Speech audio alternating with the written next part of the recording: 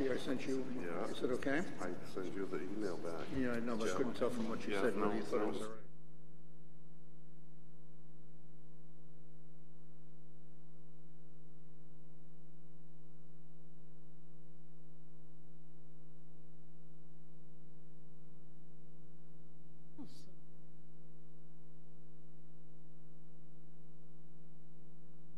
All right, folks, it's 7 o'clock, so I'm going to call the Wolfeboro Planning Board meeting March 5th, 2019 to order.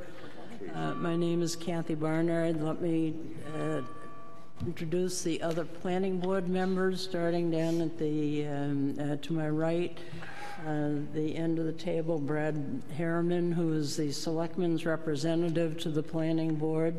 Next to Brad, Peter Goodwin, then John Thurston, Mike Hodder. To my left, Vaughn Dugan and Susan Replier. Matt Sullivan is our planning director, and Kathy LaPierre is taking the minutes for this evening's meeting. We have two public hearings, and let me just quickly go through the process for that. I'll read the item into the record. The applicant then has an opportunity to explain the application to us and go through all of the zoning requirements. Planning board members can ask questions during that time. Matt Sullivan, if he has some additional information, will add that information at that time. We then have to determine if the application is complete. If it is, we'll make a motion to accept the application as complete and open the public hearing. At that point in time, any member of the public that's here and wants to comment on an application, that would be the time for you to do that. Once we've received all of the comments, we'll then close the public hearing, and generally we act on applications the evening that we've had the hearing. So the first application is 55 Pine Hill Road. And first of all, I need to indicate that I received a butters notice as Vice Chairman of the Eastern Lakes Region Housing Coalition. We're in a butter to the Harriman property. I feel as if I can review this application, but if anyone wants me to step down, I certainly will do that. Applicants, okay? Mr. Harriman? I'm going to recuse myself from this application as it's property up there, so. Okay, and do you have any objection to me sitting on? Pardon? Do you have any objection to me continuing to sit on this application? Okay, any planning board members? I say that I am a patron of accidents can happen, so it is something that probably is not an issue. We're all patrons of various organizations in town. Okay. If anybody has a problem with that on the board, I would be more than happy to recuse myself. Okay, I don't see anyone indicating any issue. Okay, then let me read the item into the record. As I said, this is 55 Pine Hill Road, Norris Harriman and Rob West. This is the public hearing and site plan review for a 4-bay garage. Tax map 176-20, case 2019-06. And this applicant has previously been to the ZBA. But the applicant's representative is going to explain all of that to us.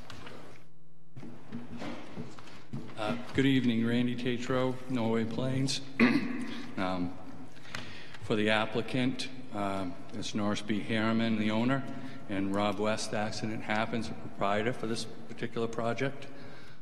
It's located at 55 Pine Hill Road. If people don't know where that is, right just south of Beck Drive, in between Beck Drive and the existing town sheds, town barns.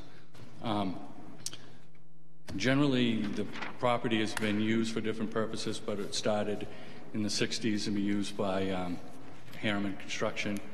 It was used that way and was kind of originally developed back then. I want to say, and Matt can correct me if I'm wrong, but I want to say back in the middle to 2014 or so, it received a special exception, I think it was, for use to allow existing accidents happen to move in there. It has existing building with 2 bays. It has existing entrance. Everybody kind of knows where that is on Pine Hill Road and 109A.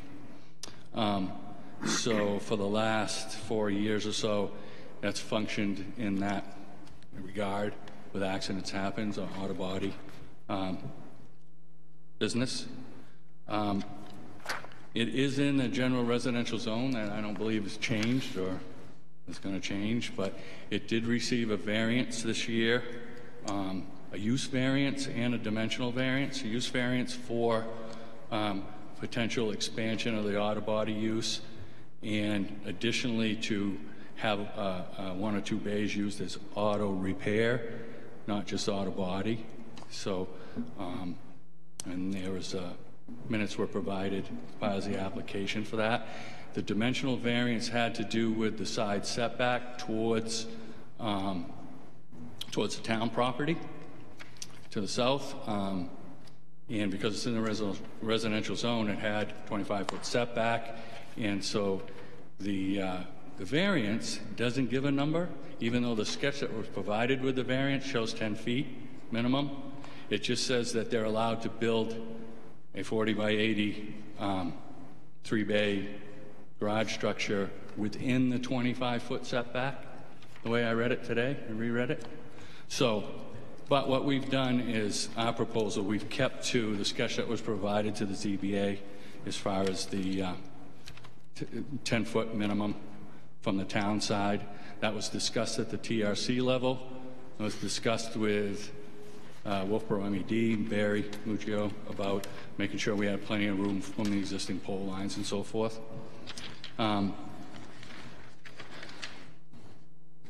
We did have to apply for a expanded use letter or approval, driveway cut approval for the existing entrance, although big enough and safe enough in both directions and everything, because we were, adding a building to it and technically expanding potential use on it. We had to apply to District 3 to get a driveway permit for that, which we have done, and it just came through approved today. That was good timing. The parking requirements that are in the zoning is what we've tried to adhere to. I will go through the surveying part and existing features part, and at some point I'll turn it over to Scott Lawler, who's the design engineer on this, to discuss some of the design details that I'm sure you guys have questions about. But obviously, Brad's here, Rob West is here, and Jerry is one of Rob's men that's here also, and Scott. So all of us are here to answer whatever questions you have. As far as the existing parking, existing area is developed, graveled area with some ratty pavement area right off of the entrance to the existing bay. That shows on the existing features plan that you guys have. So what we've tried to do is we've tried to keep to that area and not span past that unless it had to do with drainage features and so forth. Again, the parking, I think, required 17 spaces. Obviously, the proprietor doesn't feel that he needs 17 spaces for his type of business, and he's got some history on how much he needs, but that's what the requirement is. I was a little worried that we could come up with 17 legitimate spaces on there, which I felt we did with the proposal that we submitted to you. But just recently, I had a discussion with the town planner regarding zoning ordinance and how parking in there can be considered a structure.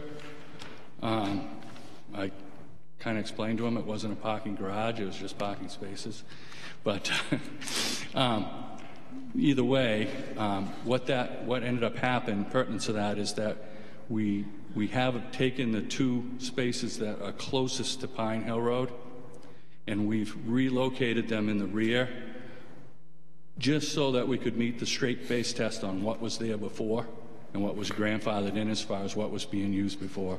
So you're basically just formalizing the parking area. The parking areas that are already there. The graveled ones, we're just trying to show that we can meet the spatial entity of it, and we also had to make sure we could meet ADA compliance to the building. So we've done that. What I'll do now is give you an overview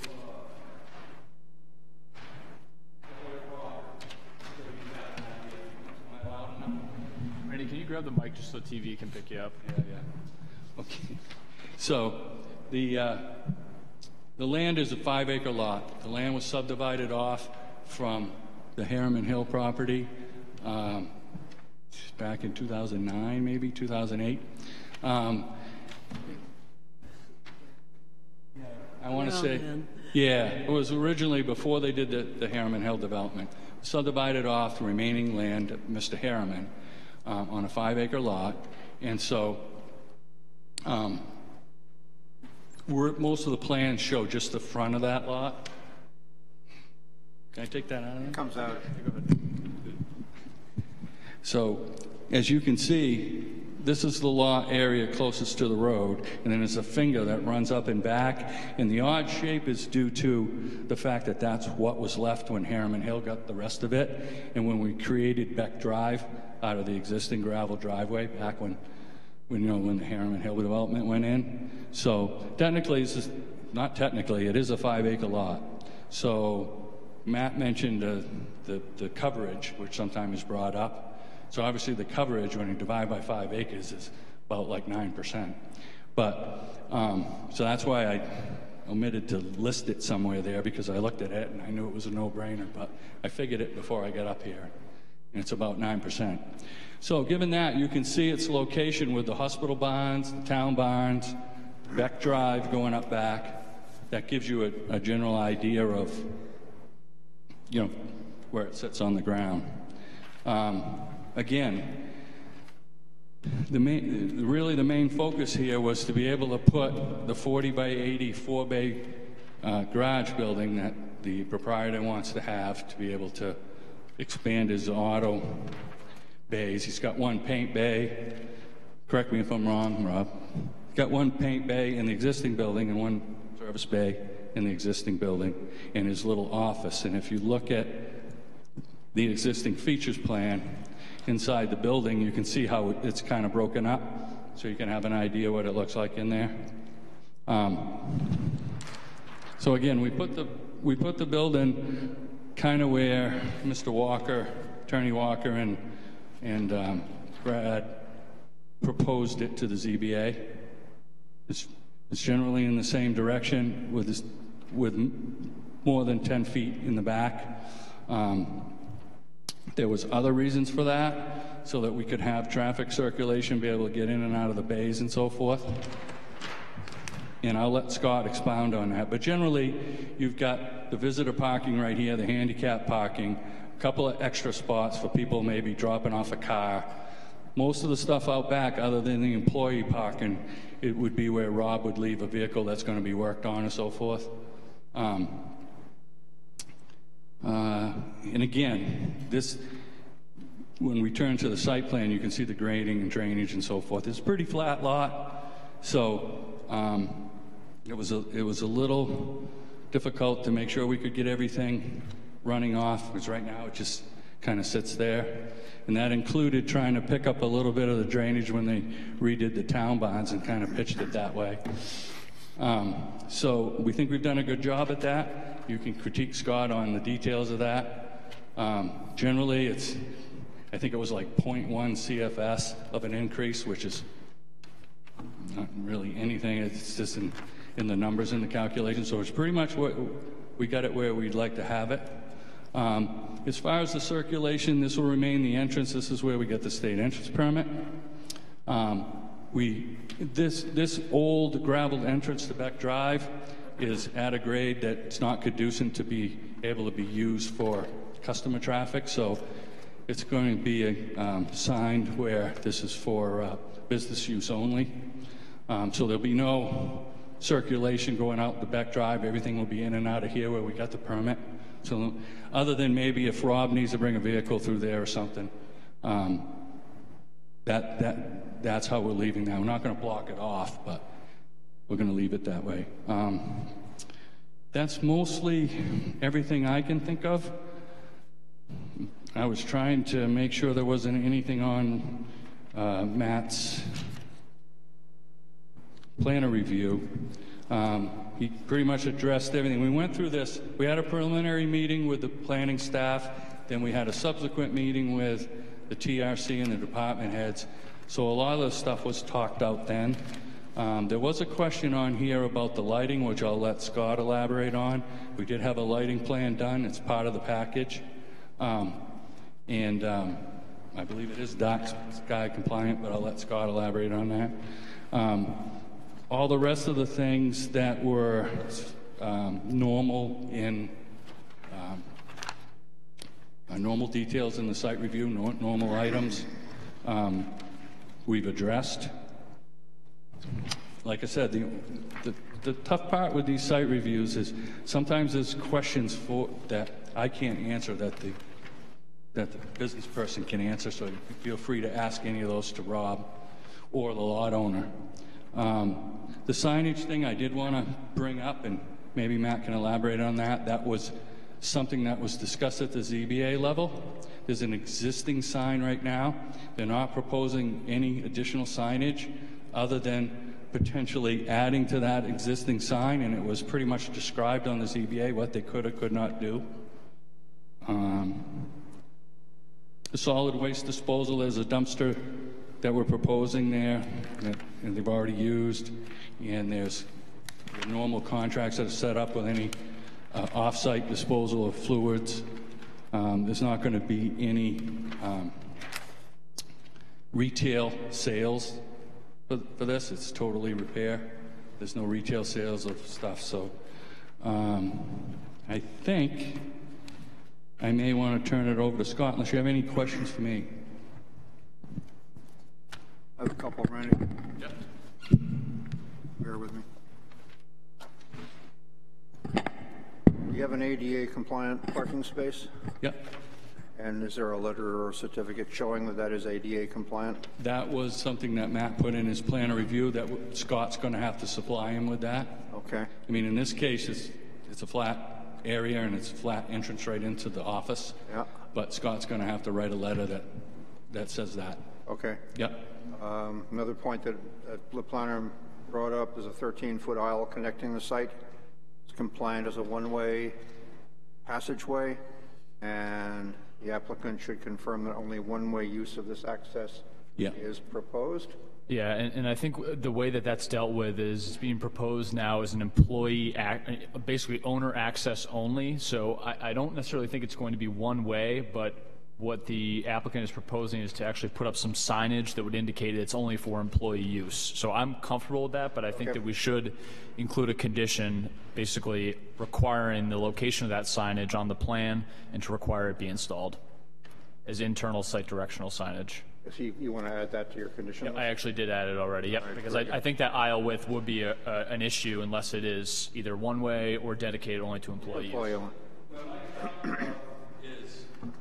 Where I believe Mike's talking about is out back where we have the parallel spaces. Yep. And you're right, that's about 12, 14 feet back there. And so that's either going to be one way if Rob wants to bring something in through Back Drive, depending on the size of it, or drive something out. But I guess the only good way to control that is to put up a sign somewhere before that and say, no throughway, you know. Yeah. And they didn't plan on doing it that way. And when we did the survey, I drove my truck through there, and unless you got a four-wheel drive, you're not probably going to want to go that way anyway. So. And Matt made another notation regarding this existing septic system that's apparently being evaluated now. Is that correct? Yes, this concern was raised relatively late in the review process, but The challenge here is that the facilities aren't changing on site in that the existing bathroom is going to remain, but one could assume that the demand on that bathroom may increase if the use expands. So they're currently talking to our code enforcement officer and our septic reviewer about the need to install a new septic system. That decision has not yet been made. I believe that's a conversation that can occur subsequent to the building permitting phase. I don't think it's something that the planning board needs to review. Okay. I probably forgot to mention that it does have town water. There's no wells on the site. Yep. So it has town water, and it does have an existing septic system with a standard sized tank and stone and pipe leach field. What they're wrestling with is the fact that this building's not going to have any facilities in it. No sink, no bathroom or anything. You know, it doesn't have any showers, dishwashers, anything like that on site. So it's mostly the existing bathroom that's in the existing system. So I did have a discussion with Corey about that and said that that's something that if he felt wasn't, you know, it was a problem, that he'd want to address it at the building permit stage. Okay, thank you, Randy. So have you had the septic system looked at, or how old is it? Well, it's, Brad could probably speak to that, but I would guess it's probably 20 years old or 25 years old. You know, it's existing tank and septic. Again, you know, for a toilet and a sink in a business, it doesn't have a lot of loading. Matt's correct. I mean, you know, you could surmise that if you're putting an extra building in there, there'd be an extra person working there. Rob's saying that he doesn't plan on expanding his employees, but he may have someone working out of there that rents or leases his one of his bays out to do automotive. So, you know, there may be an extra person. But again, all that kind of stuff is very subjective on as far as how many people use it, who could come in and use it, does anybody use it other than the employees? You know, so as far as a great impact on the loading, I think that passes the smell test. There's not one. You know, but again, it's the code enforcement's call on that kind of thing. So, you know, he could require a design if he felt that it was in the town's best interest to have a design on file should there be any problem with the existing system, you know. So what would you think would be a reasonable solution for a design, a one-bedroom? It'd be it'd be a commercial design, which is 300 gallon per day, which is, you know, basically a 2-bedroom system. And again, whether it's needed or not, again, is a health, safety, welfare issue that usually the code enforcement, you know, it's been my experience in other towns, the code enforcement makes the call on that. Generally, it has to do with whether they feel there's a large loading difference, or if they know the area and they think there's an issue with the whether it's working and functioning properly. Yeah, so. I have a question about these construction details. It's not clear to me where these details apply. Okay, well, I'm going to let Scott answer that, Vaughn, if you don't mind. So if there's no other questions for me, if there's more engineering questions, I'll have Scott come up. Well, can I just add, Matt, are you comfortable? There was a comment about the parking in the front setback. I am comfortable with the revised plan. The concern was that technically our zoning ordinance contemplates parking as something that's subject to setbacks, and I understand that we're dealing with an existing site here with non-formal parking. So I spoke with the applicant about not encroaching any further into that front setback with the parking and really just remaining where the existing graveled area is. I think that's what they've done with the revised plan. But the plans that were in your packet actually showed a parking space that is being removed close to 109A. So I'm comfortable with the revised plan, but I believe an issue did exist beforehand. Okay, and that would be right in this area, Kathy. We showed 2 spaces on this side and stuff that got submitted. We showed an extra space right in there that kind of took in a little bit of an area that wasn't already used, and that was kind of what the crux of the matter was.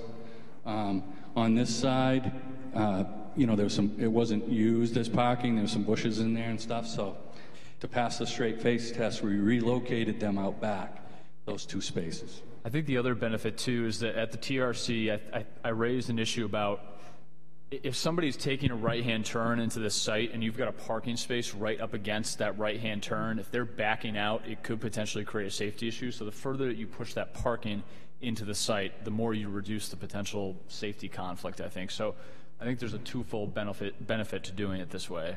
Okay. All right. Were there any conditions on the ZBA variance? Yes, There were conditions on the ZBA variance. I wanted to discuss one specifically. There were 8 conditions, but the 4 that I think are worth noting are that we did require certification of the building footings to basically certify that they were as proposed on the plan that was presented to the ZBA to ensure that those setbacks were respected. And I'm sorry, there's actually only one other condition to note, and that is that retail sales of gasoline were prohibited. And the reason that was added, please correct me if I'm wrong, Rob. Retail sales what? Gasoline. Oh, yes, right, okay. One clarification I would make is that it was recognized by the ZBA that Rob might retail a quart of oil or something like that, or someone he leases to might retail a quart of oil, but they won't be retailing gasoline or anything of that sort on site. So there's limited retail associated with auto repair use, but not retail of anything more substantial than that. So those are the 2 conditions that were somewhat unique to the application. Okay, and the variance was actually for just an encroachment in that setback There were actually area? a few variances granted. I Or would do like to. they have to comply with a specific plan? So there was a specific plan presented, but that specific plan was really for the setback encroachment. But the other item that was contemplated was a use variance expansion for a 40 by 80 garage, and this conforms to that. So there were 3 variances granted. Okay. 1 for the use expansion, 2 for the setback encroachment, and then the 3rd for the signage on site. So 3 separate variances were granted for the application. Okay, It's a good question. thank you. Thank you, Randy. All right, I'm going to introduce Scott Lawley. He's our PE. I've got the grading drainage plan up front of you, and you can have a way at him. Thank you, Randy, members of the planning board. Again, Scott Lawley from Norway Plains. Randy did a really good job explaining a lot of what we've done to this point, but just to recap a little bit, as he discussed, we've got the main building here. We've delineated where parking is going to be either in the rear. We've called out for a proposed pavement that will be installed between the 2 buildings, and the ADA in one space next to the ADA will be paved.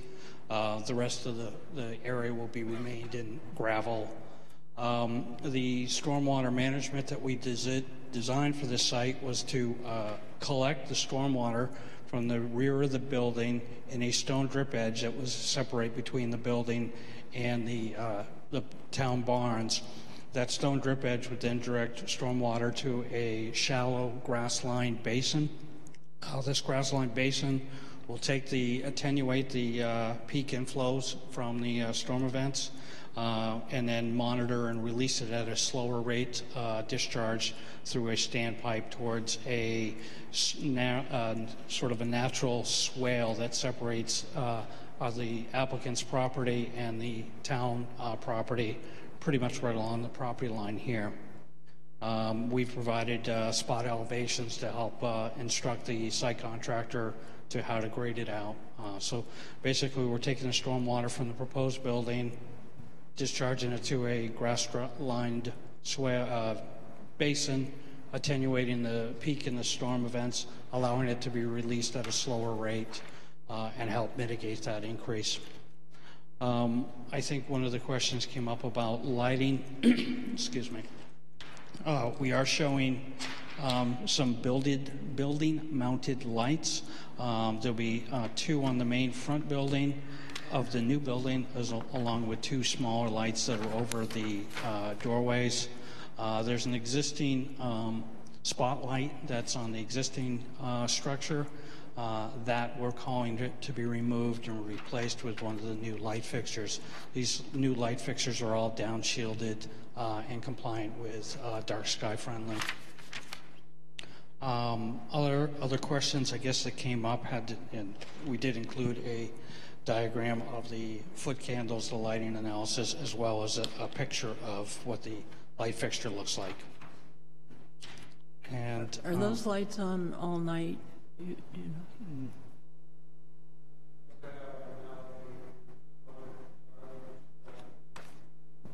Yes. Motion? Or are they on all the time? Currently, they're on all the time, at nighttime.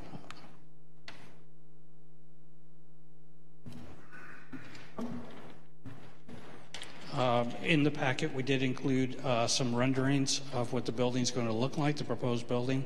Again, this building is a Morton-style building, and these are some renderings that Morton put together. But essentially, it's going to have 4 oversized overhead doors, 12 feet by 10 feet, overhead doors in the front, and again, passageway doors on either side for egress. And again, typical HIP construction.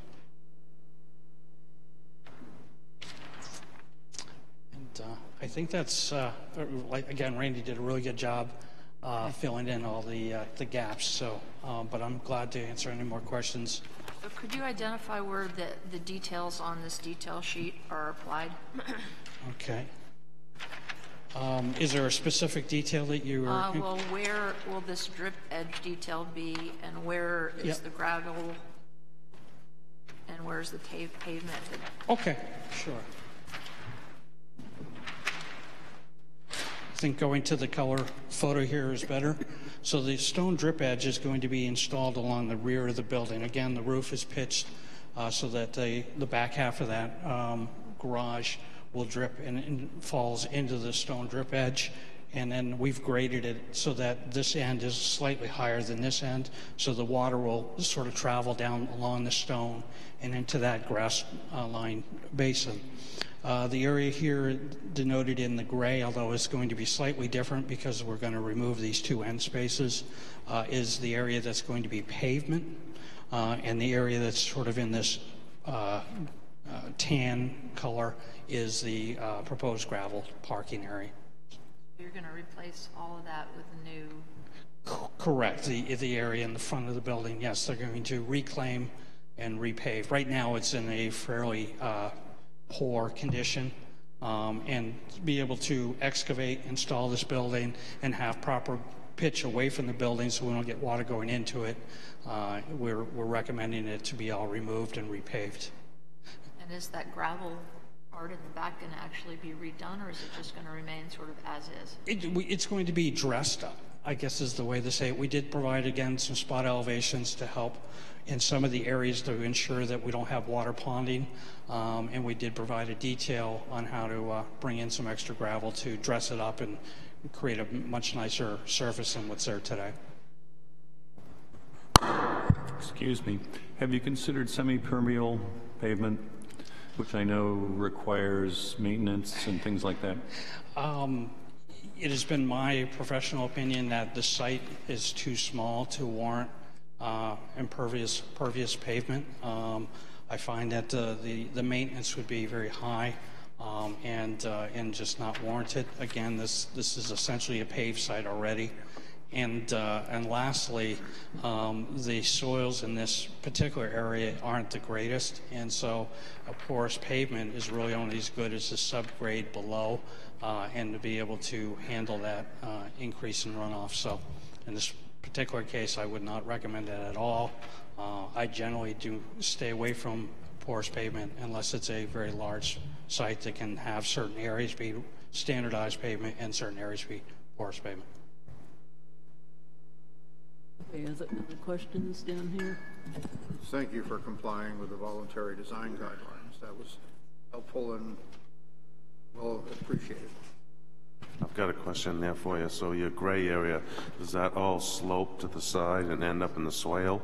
No, use your Yes, the parking area. that's correct. So we've provided spot elevations down through the center here to so that each garage would pitch towards the front, and then it does come down, and then eventually it heads off that swale. So the other question I had was I'm only thinking about the heat. Is there a gas bottle or anything of that nature where it's going to be set up anywhere? An underground tank, something like that, is that what you mean, or above ground? One above ground or anything like that? No. Oh, okay. Scott, you mentioned in your drainage analysis that one point of analysis was increasing in flow. Which one was that? It's essentially, excuse me, Matt, it's in this location here. Okay. It's really more just a slight adjustment because of the graveled area that's created along that side.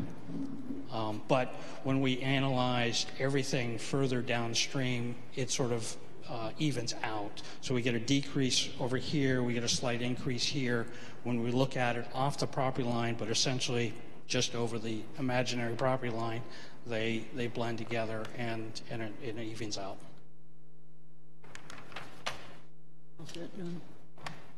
Any other questions? Matt? I'd just make one additional comment. I think we've covered everything in my review. I did consider site security and a construction observation agreement for this project. The interesting thing about this, I think, is that much of this existing site is already graded and is existing parking area as of this time. The substantial site improvement is really the construction of the building. So I have not recommended a site security on this application, but I would like to recommend as an additional condition that we at least have our engineer do a final inspection on the site. That's what we've done for smaller site developments, just to ensure that they're compliant with the plan. We did this recently for the Pine Hill Road storage property. So I just recommend that as an additional condition, but I have not recommended a financial security be held. Okay. Seems fair. Okay, thank you. Okay, all the required documents have been submitted and the applicant has answered questions. Somebody be willing to make a motion to accept this application as complete? So moved. Seconded. Motion has been made and seconded. All in favor, please say aye. Aye. Opposed? Abstentions? Okay, I'm going to open the public hearing. If any member of the public wants to speak to this application, please come up to the microphone. This would be the time for you to do that. Okay. I have one brief question for Rob, actually. Okay. The spaces that are shown as parallel on the back of the lot, is that actually the best way to? Is that a feasible parking arrangement for cars back there? Those parallel spaces along the back of the property line.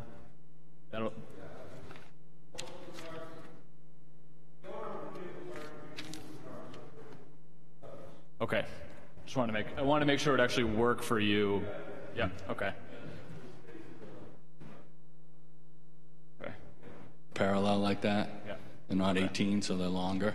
Okay. So it's if you look at those to scale, they're quite a big. And just a second, Ren, I just had one other question. I mean, there is one handicap parking space that now exists. Is that correct? It's really not a formal parking area. It's just not. Okay, well, I guess my question is one handicap parking space enough for this, for the enlarged facility? I believe that it is, but Yeah. Oh, okay. Yes, the ADA requires one parking space for up to 25 parking stalls. So Okay. we're at 17, one is adequate. Oh, okay, well, the site is pretty tight, so. Yeah. Okay, all right, thank you. So is that a van accessible? Yes, yeah, we're showing it as an 8 and 8. Okay, Matt, do you have some conditions for us to consider? Yes, I'd like to recommend a series of 11 conditions for this application. And potentially actually 12 conditions. I'll make one additional one. Condition number 1 is the incorporation of the plans as amended to the date of this approval this evening, and those are the 8 plans presented in the applicant's package. Condition 2, the applicant shall be responsible for the payment of the recording fees. Condition 3, all plans to be originally stamped by a certified wetland scientist, licensed land surveyor, and professional engineer. Condition 4, incorporation of all of the application materials submitted in the document package that was given to the board. Condition 5, the approval is subject to all federal, state, and local permits, including the NHDOT driveway permit approval, which we received this evening. 6, the final drainage report shall be stamped by a PE. I just didn't have Scott's stamp in the actual report, so I'd like to have that in the final drainage report. Condition 7 is just administrative. There was some minimum building height information shown on the plan on one of the sheets or 2 of the sheets. I just want to have that taken off because it didn't appear to be relevant to the application or accurate. Condition 8, the installation of all erosion control measures to be inspected by the town prior to any construction, and we do that as part of the building permit process. Condition 9, certification of ADA compliance to be prepared by the applicant's engineer. Condition 10, signage to be added to the plan and installed indicating that the access to Beck Drive is for employee use only. Condition 11, a construction observation agreement to be signed with the town for one final inspection with the town's engineer or their designee. And condition 12, just that the final plan set reflect the removal of the 2 parking spaces adjacent to Route 109A, just to point that out and make sure that that's clearly part of the approval. Conditions 1 through 12. Okay, any planning board member want to add any other condition? I'd like to have a discussion on whether or not we should have a plan on file if the system is over 25 years old. For the septic system. Okay. I don't know how the board feels about that. The planner mentioned that there was going to be a review by the code officer of the septic system and its workability, just given its age. Would that be enough? If we have another pair of eyes, a professional pair of eyes, look it over? I think it's reasonable for the board to impose a condition requiring at least a design be done. I've obviously recommended that code enforcement handle it, but I think it is within the board's purview to potentially add a condition on if they feel it's necessary based on the age of the septic. Should we write the condition so that it's conditional upon a finding by the code officer that a new system needs to be in place? I'm just thinking that if we impose a condition that they have to go out and do a septic design at this point, yet we don't really know, and they don't really know whether the existing system is adequate for their current needs, are we imposing an additional cost on them? Which may not be necessary. Yeah, I think it is possible you're imposing an additional cost. I mean, I wish we had a determination from the code enforcement officer prior to the meeting tonight, but the issue was identified relatively late in the process. I am a bit concerned only because I think it is possible that the code enforcement officer finds that the system is adequate, and then we've asked the applicant to prepare a design that may not be needed. But I do think that John brings up a very valid point that based on the age of the system, the lack of plan in place right now, it is a concern. But I'll leave that up to the board whether you feel comfortable with the code enforcement officer doing that or not. The only reason that I say that is because you know he's a gentleman doing a business, and we all live a life, and then we turn things over, and then the next owner comes in and may do something different. I'm okay with leaving it the way it is, but I just wanted to have that discussion with the board. Yeah, and I think it's good to have it in the record too, because it is a pretty substantial concern that we have, and the code enforcement officer may ultimately find that that design has to be prepared or further even, And so that it would then have to be provided before the permit could be issued. Yeah, it will definitely be addressed as part of the building permitting, and Corey has been looking at this issue this week. We've had several conversations about it, and we've been working with the applicants' agents as well on that. So we'll have a determination relatively soon. And we want to be able to provide the owner and the applicant with a clear picture of what the needs are as well as they proceed with the cost of the project. So. If the system fails, there's quite a bit of property that would be adjacent to where the present one is, so one could be built if it does fail. So it may be something that happens in the future, 30 years from now or whatever, but it would be possible to build a new system. I can't really answer that question. That would be my theory. I don't know. Designer, but yeah, I think there's certainly land available. I'm not sure what the feasibility is of placing another septic system on the lot, but I think it's the owner would. Scott's a licensed septic designer, and so am I. We're both licensed septic designers, and again, based on the information that's in the record at the town and what the owner has told us exists out there, that size system would qualify or be as close to qualifying for a 300 gallon per day system for that size tank and stone and pipe. Did it go through the procedure back in the 60s or 70s when it was installed? No. So, but generally, if you had that size tank and that size stone and pipe leach field, you wouldn't have a problem with that type of loading. You could put a 2-bedroom house on that type of loading with, like I say, washing machines, dishwashers, that kind of stuff going into it, where in this case, that's not what this is being used for. That said, going by the letter of the law, again, we dealt with this in various towns. It's the code enforcement officer's call, Usually, they don't recommend having a new design unless they feel that there's some overburdening of the loading, or if the system itself isn't working and functioning properly. Those are usually the two criteria. So in this case, could one be done back, could a state-approved system be done back there? There's plenty of room for that. I haven't done a test bit back there, you know, that kind of stuff, so I can't answer that 100%.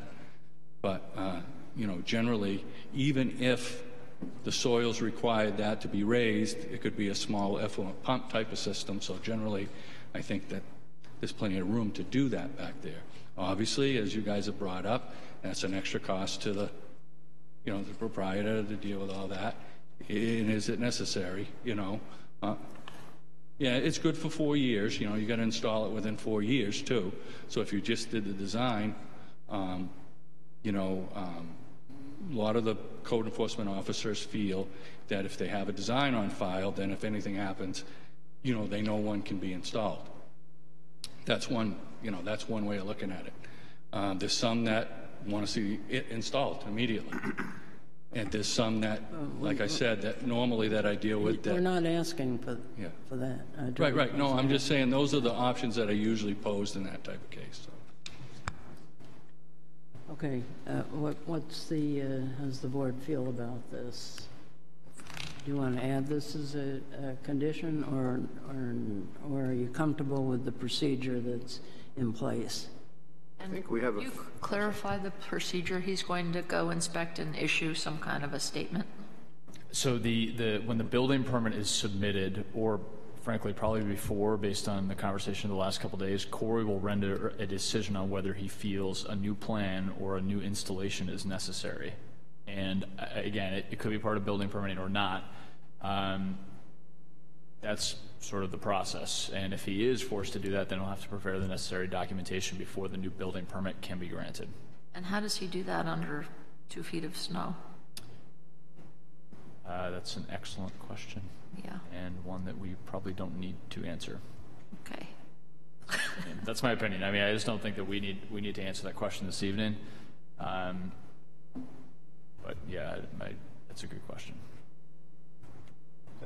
That is our institutional fail-safe. We have another pair of eyes, the code enforcement officer, whose job it is to go out and look at this system through 2 feet of snow or through 1 inch of grass, whatever happens to be around, and his ruling is the one that we can rely upon.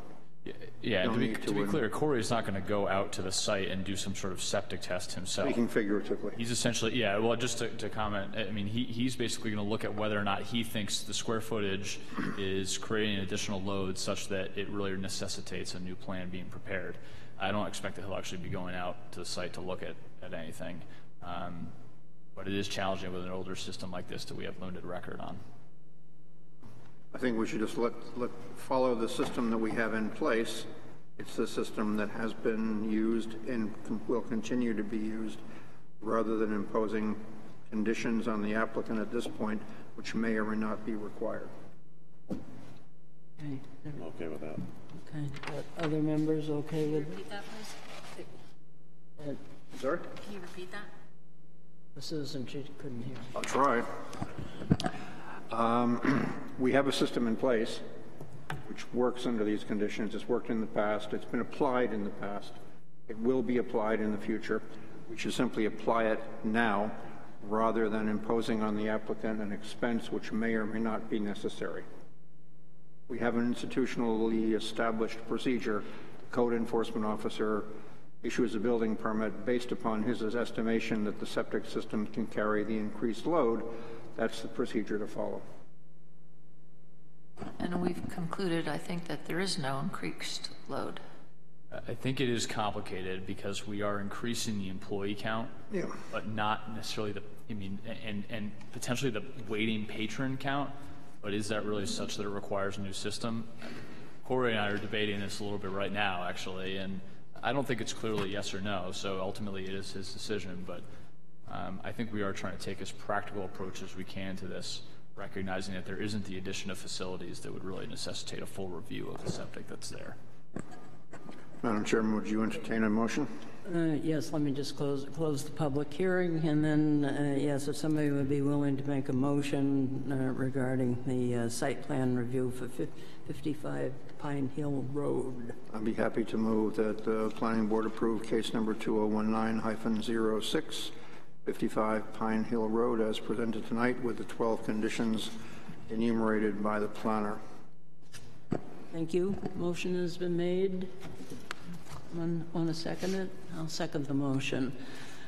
All in favor, please say aye. Aye. Opposed? Abstentions? Okay, 6-0. And Mr. Harriman can join us, and thank you very much, folks. The next item on the agenda is 9 Fairway. Sonia Kilmeyer. Kinzelmeyer. Okay, thank you. This is a public hearing for a special use permit at tax map 243-60, case 2019-05. There's no more allowed. I'm the only one with one of the place. And that golf path is defunct. Nobody uses it? Nobody uses it anymore because Sega's gone and Bigelow's gone. Okay. But used to be people that were way down in the map. They all used that. They said they were abutters to the golf course, which got them onto the golf course. That's why I don't understand why this lot just is being built on, because they did the change in 2005, which allowed. Oh, okay, that's great. If you could put one. Yeah, okay. Yeah, this is a variance. Yeah. Okay. Okay. Thank you.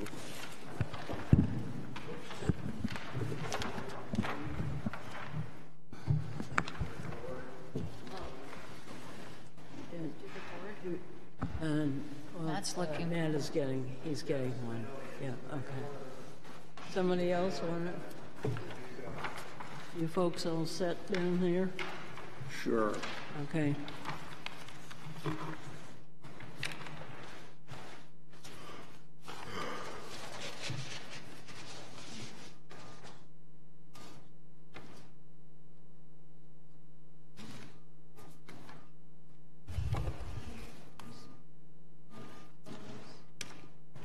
Well, this is going to be the one that's going to go up here.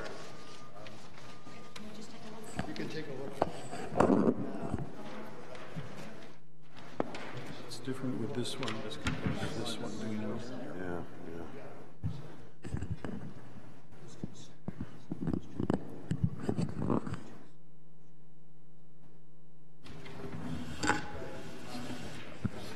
Where did you go? All right. Did you? Great. Don't know. This is bigger. Short days. Did you get skiing in? 9, 6, 11. Yeah. Yeah. That's what I thought it was. That's the whole course. I think it's just bigger. That's what this comes out of the pond. It's the same date, it's a small version. Yeah, it doesn't, it's not helping me. I like it when they do the nice broad magic marker. And the color coded. Yes, exactly. This makes me feel dizzy. Who did our fearless leader disappear to? Well, he's going to get something for the. Yes.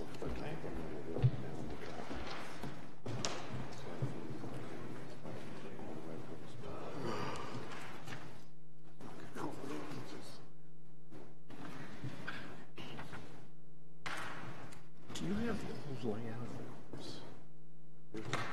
I would love to see it. Really love Hey, Matt, do you have another smaller version that you could give those folks? You don't. Well, let me just give them. If you think No, of no. I'd just love to see it.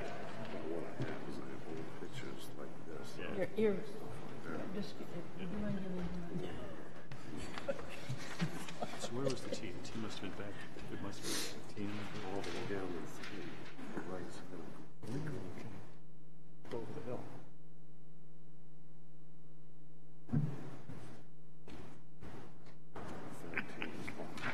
Ah. Oh dear, I was going to say. I played a little golf with this Fort Henry near this table. Okay. Okay. Can I just make one comment really quick? I apologize to Mr. Cooperdock. I did not get him my planner review in advance of the meeting. It just completely slipped my mind. I apologize for that. So he's going into this without having seen that. So my apologies. I'll cover everything, though, Okay. in my comments.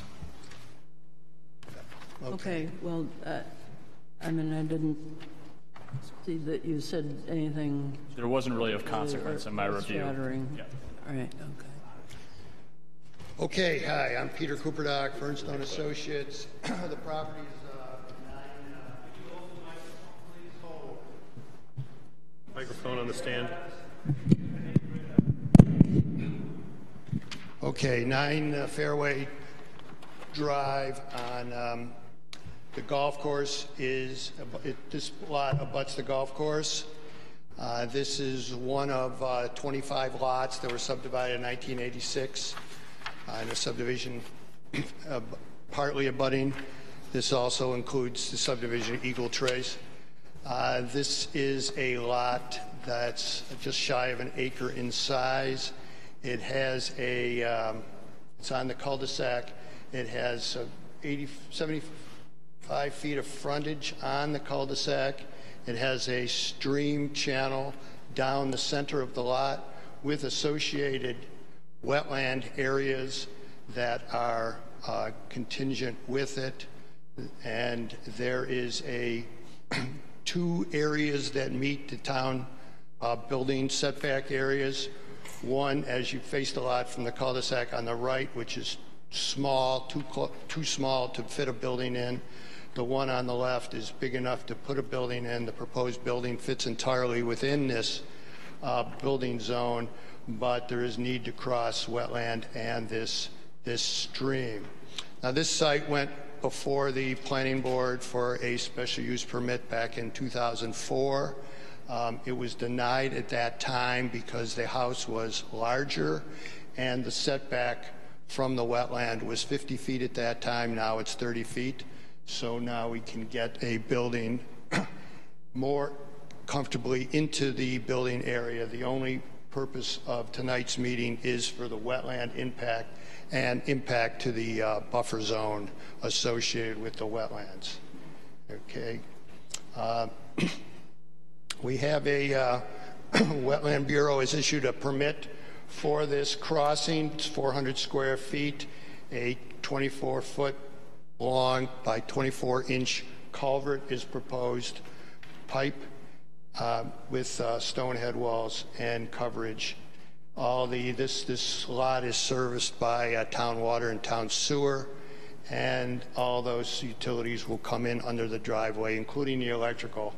One of the revisions from the TRC was that the note concerning sewer and water also include the electrical would be underground to the house through the driveway in the wetland impact area. Now, this this channel, this stream channel appears to me to have been a one-time dug, constructed through coming from the golf course into this area. I think that this is a very old drainage ditch that was dug prior to jurisdiction. The construction of the subdivision road, Fairway Drive, has culverted it over to a large wetland area that is mainly occupied by Lot 3 on this cul-de-sac.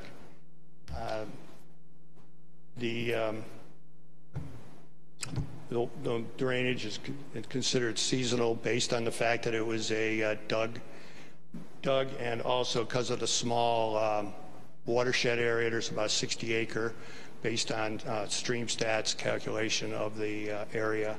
USGS has a an application to be able to determine watersheds from specific points.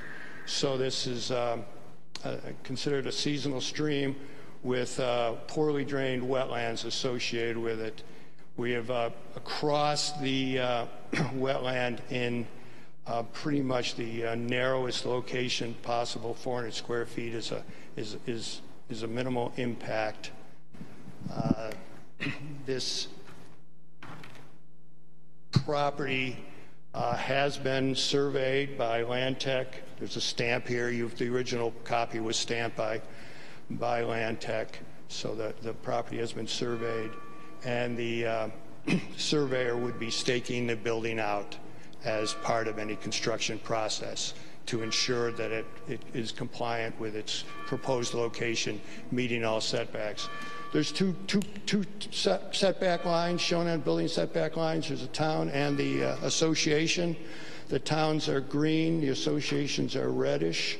The associations are a little stricter than the town setbacks, and the building complies with the association setbacks of 15 feet from sidelines, 25 feet from the fairway property, as well as the town 30 foot from the wetland itself.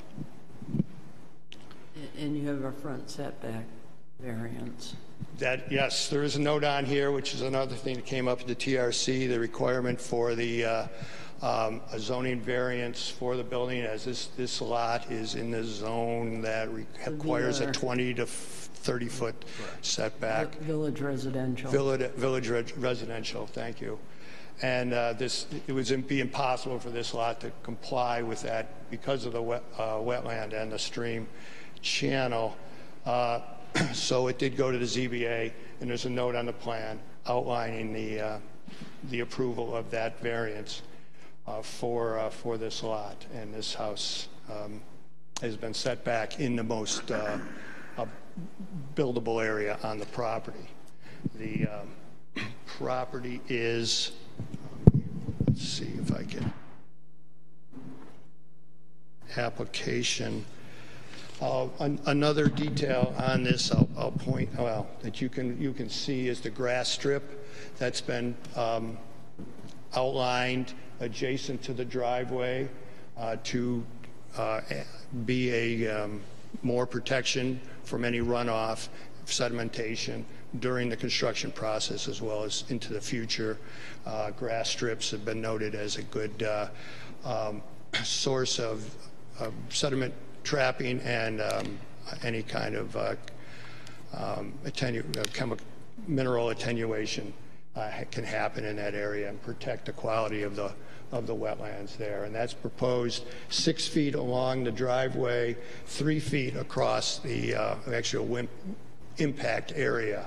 The driveway would be designed 14-foot driveway with a 3-foot grass strip going across the wetland area, so that any runoff has to go through the grass strip before it reaches the wetland or the stream channel. The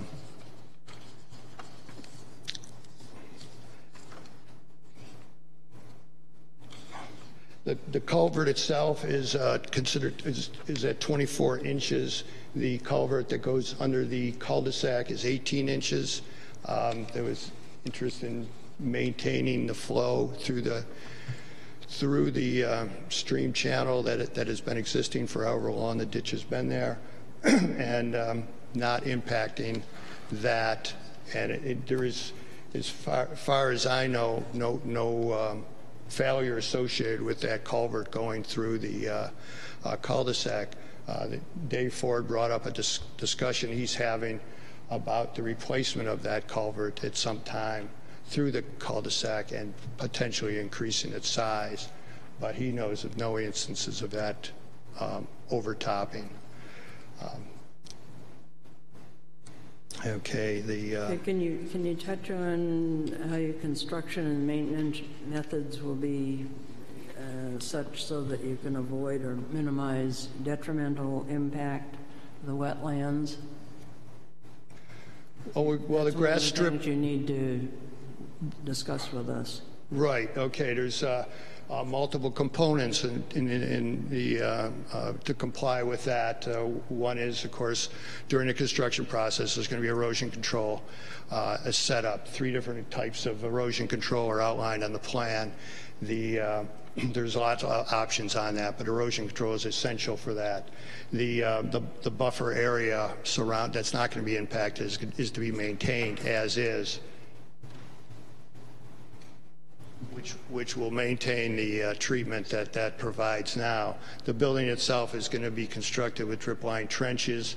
I have outlined locations of the drip line trench on the plan. Obviously, it's going to be at the actually roof runoff areas, and it's I'm uncertain where exactly that is. So wherever the roof sheds, there's going to be a drip line trench underneath. The drip line trench is outlined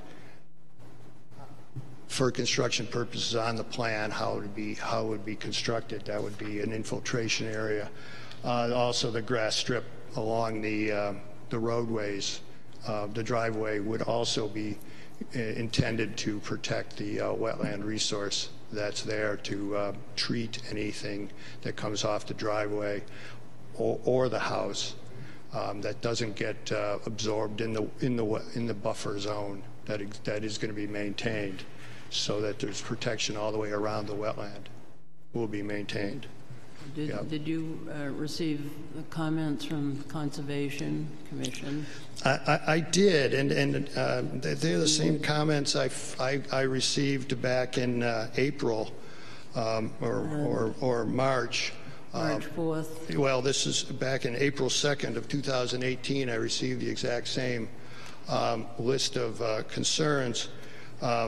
With the submission of the wetlands permit. Oh, so on the wetland permit submission. So I addressed those during the wetland permitting process from the state. Okay. And we have a memo from the Conservation Commission dated March 4th with some issues that you right. need to address. It's the same one I got back in April of last year. The wetlands permit, I can go through them if you want. I think the board would appreciate addressing the comments, but just to clarify, the wetlands permit review through the state of New Hampshire goes for the conservation's comment. So that's what Peter's referencing, that they did make comparable comments as part of the NHDES permit submission.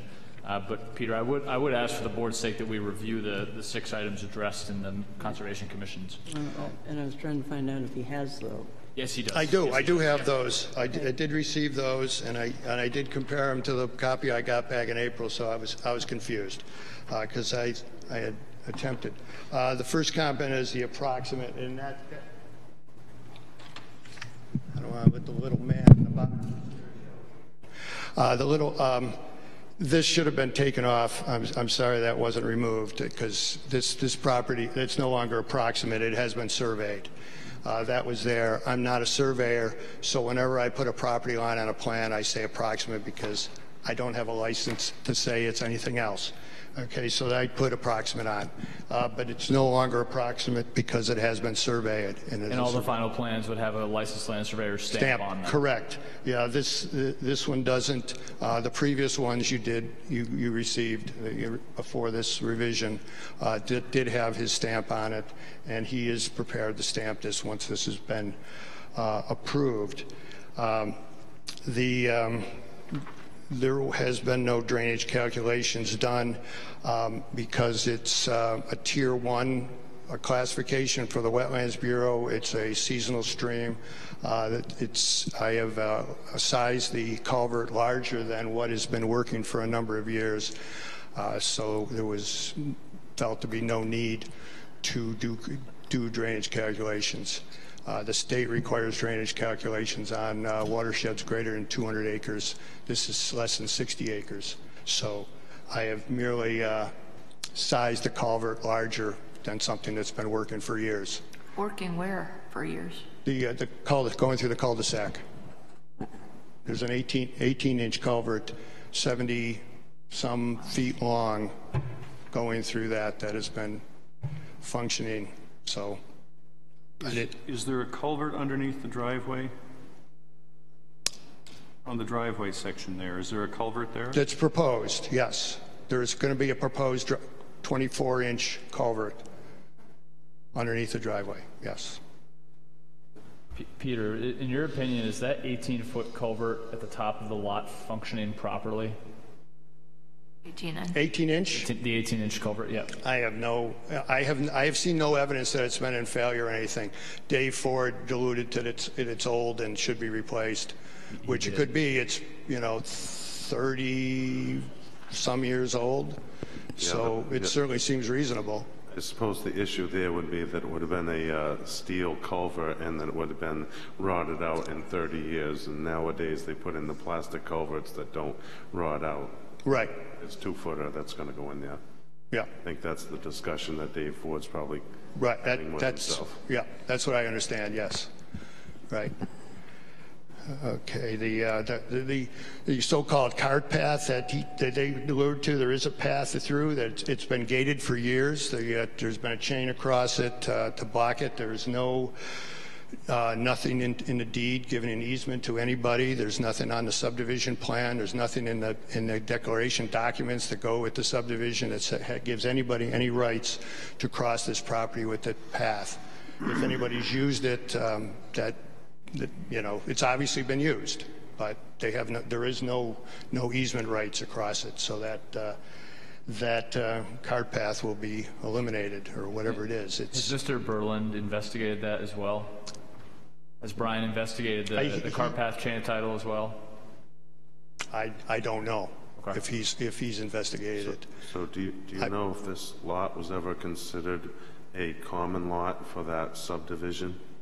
No, it was not. It's shown as a. I have a copy. I have a copy of the subdivision and the deed for this lot. Do you want to see it?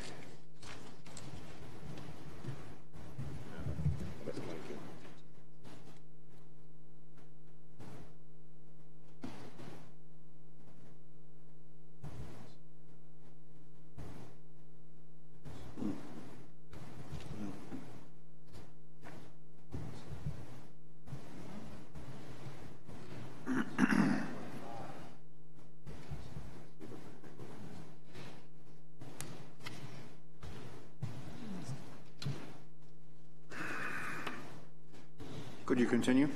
Yes. There is some issue about the use of erosion control device as a term. There's 3 different options shown on the plan. There's lots of different options for erosion control. I don't feel like it's my decision to make. I know the town building inspector confers and inspects the erosion control that's set up on every construction site in town, and it certainly would be an opportunity for him to discuss that with the construction supervisor, whoever's doing the construction, on if what they propose is appropriate or not. I'd like to hit on that a little bit. Obviously, when you add a grass strip area and it's near the wetland, eventually that nice home with a grass strip becomes a potential lawn strip along the wetland area. That's the way I see it, as historically it's gone around in the developments. My personal view would be to have the 4-inch minus riprap, which is much more natural, which would be not an area that would eventually be a maintenance and mowing and potentially a feeding area near the wetland. Well, riprap is generally not considered an alternative, a first choice as far as erosion control.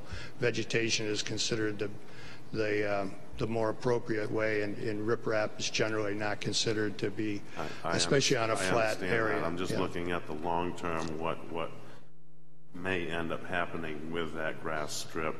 And what exactly is grass, that? You need to fertilize it to make it grow, so it will actually live and it'll actually wick the water. Instead, it dies out, it becomes a single stem weed, and the water just runs by.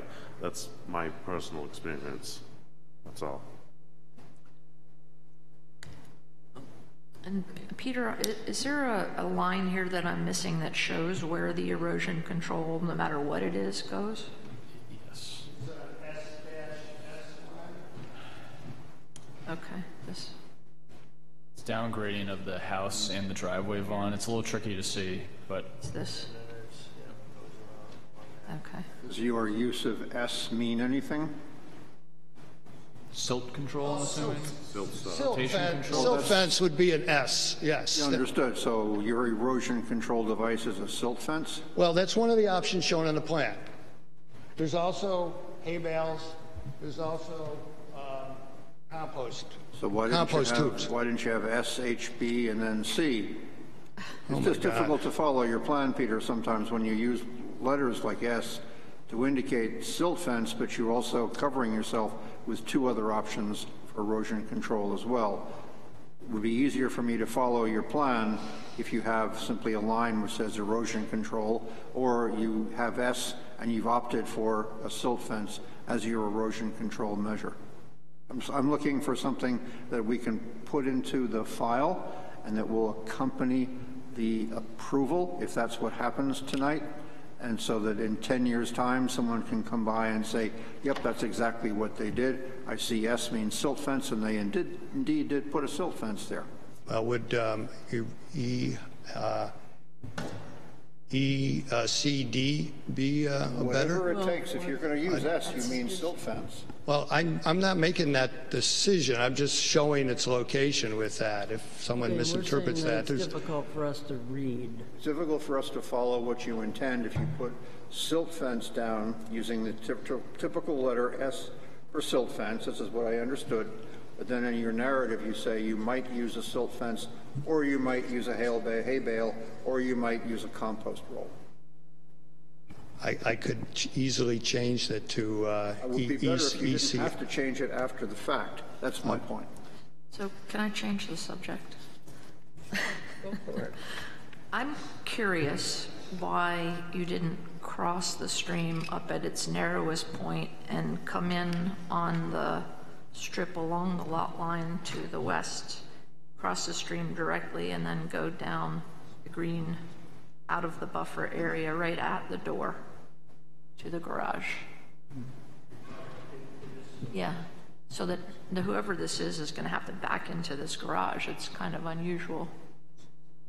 But despite that, the less wetlands buffer would be crossed if you did it in a S as opposed to A big C. loop. Yeah, Yeah. that's one of my questions. So you're basically saying crossing it here and coming over across the top? I would have Okay, done. yeah. Just want to make sure I understand. Just because we're trying to, these buffers are there to keep us away from the wetland, and what you've done is gone right through it for most of the way, instead of finding it, crossing it, and then getting into the garage. Well, you still have a wetland to cross over here. Yeah. There's still, and perhaps it's a little less. And so you're talking about potentially that the buffer zone impact would be reduced. Exactly. Is what you're. Exactly. And also just the ease of traveling into that garage. I mean, this person is going to have to back in, and then I don't know what they're doing on the way out, but it's kind of tricky. I can't disagree with you on that. I haven't done the calculation on that because, well, just to let you know, as I just got this, between getting the wetland permit and submitting this, I got the house design. The original design showed the garage right where the driveway was. And so I made it work. This is where the wetland application has been approved. So, but that doesn't mean it can't be changed, but that's why it's looking like that. It just seems that there's less impact into the buffer this way, and it's more logical driving. I can't find any reason to disagree with you. Okay. Well, that's interesting if that's the case. Yeah, right. 17510, which is the ordinance that you are here pleading to have us approve. Yep.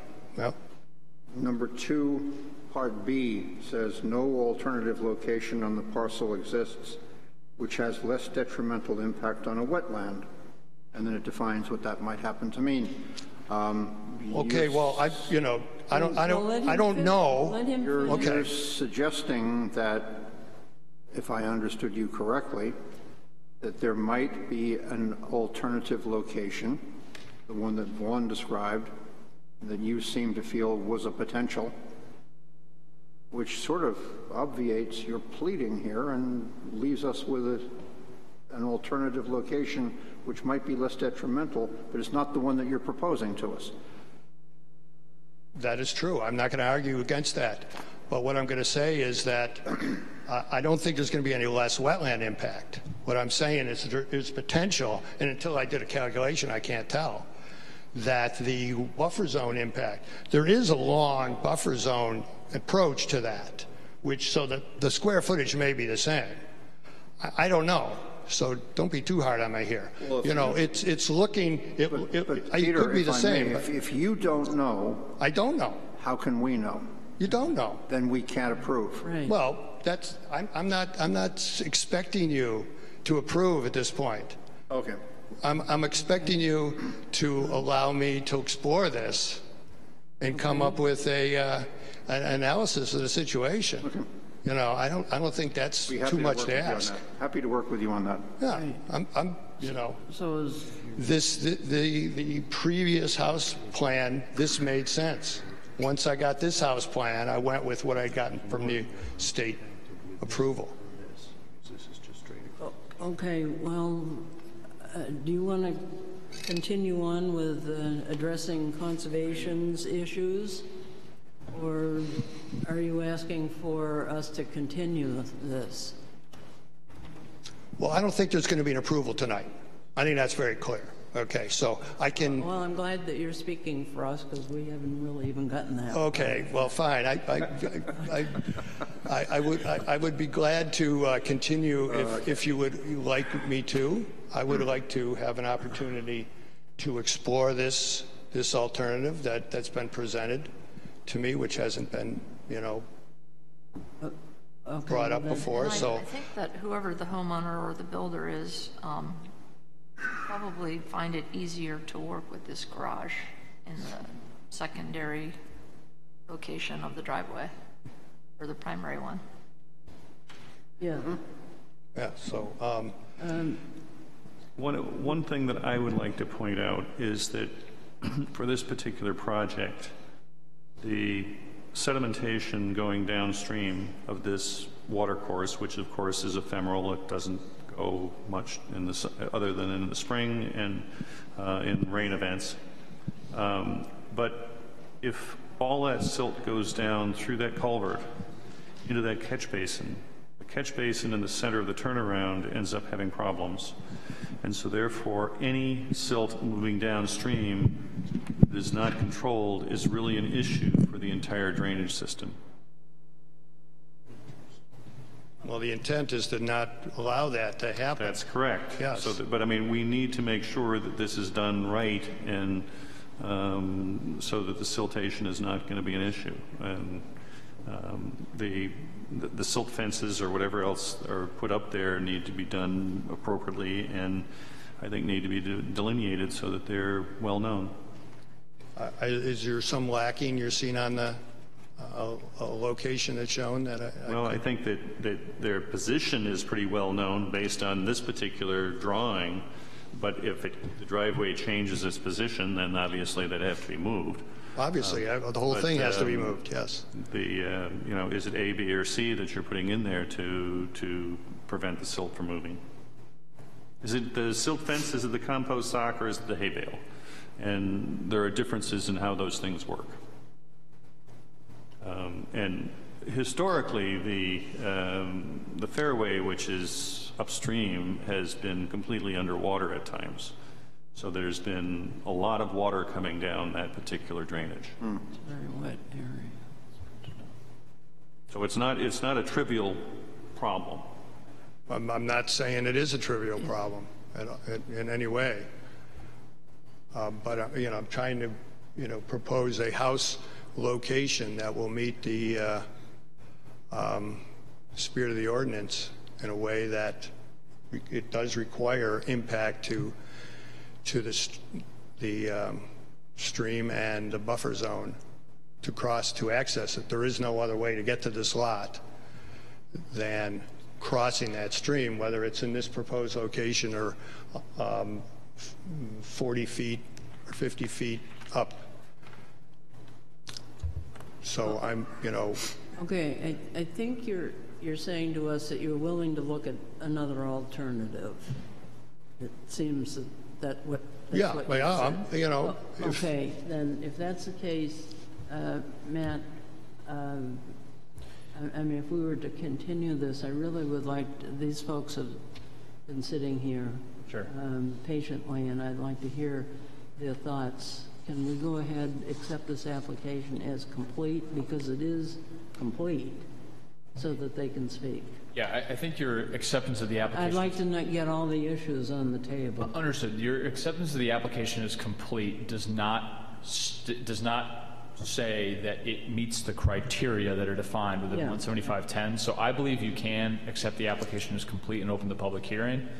And the applicant submitted an amended application and not violate the completeness ruling? Yes, I would say so, Mike. If you're concerned, we can talk about it further, but I think that they can submit an amended application, and I would say that subsequent to opening the public hearing, if the board feels that they'd like to continue, I would make it clear that you're continuing for a very specific reason, and that is that an alternative design proposal has been discussed. Well, and I'd like to know that all the issues are out. I'd like to hear from Mr. Coombs, too. The only other note that I would add is that as Peter has stated, this did receive an NHDES wetland permit that would have to be amended, so I would recommend a continuance of a month, but it could potentially take longer to actually receive a revised wetlands permit from NHDES. Is that correct? So you would want that before? I guess that's up to the board, but... we can't require that, can we? No, It can be a condition. It could be a condition of approval, but it's up to you ultimately. So I think a month would be appropriate, and then we can see where we're at after a month. Yeah, we won't get a decision from the Wetlands Bureau in a month. Yep. Guaranteed.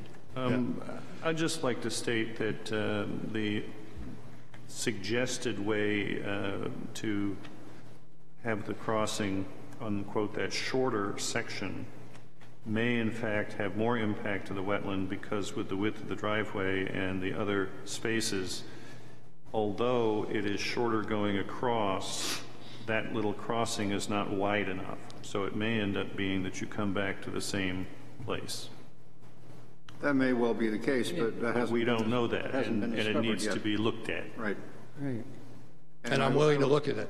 I would ask you, when you do come back, if that's your intention, that your project report pay careful attention to the requirements of the ordinance. And how is it lacking in your mind? Well, second page, paragraph 2. Functions of the wetland and effects of the impact on the wetland. That's the criterion you're supposed to be looking at. And your description, your narrative, discusses erosion control devices. It doesn't discuss the functions of the wetland or the effects of the impact on the wetland. It simply discusses the erosion control devices that will be used. You never did address in this project report alternative locations. And that's kind of required. Okay. So, I mean, if you come up with a design and you find in your opinion that there is no possible alternative location, you sort of have to say that rather than leave it up to us to guess. That's what I meant by particular attention. Okay. Okay, is okay with the board members if we accept this application as complete, so I can open the One more public hearing? question. I'd like to ask a question. Okay. On the silt sock and issue, that usually comes down to the contractor. I mean, on most plans that we look at, we usually see the S, and it's usually a hay sock. You know, it's usually customary. It holds everything together, and I really don't have a problem with the way it's defined out either way. You see the detail at the bottom. What I see is a lot of that sock area just catches the sediment that falls around the house and isolates the construction zone around the house. That silt sock doesn't really affect, and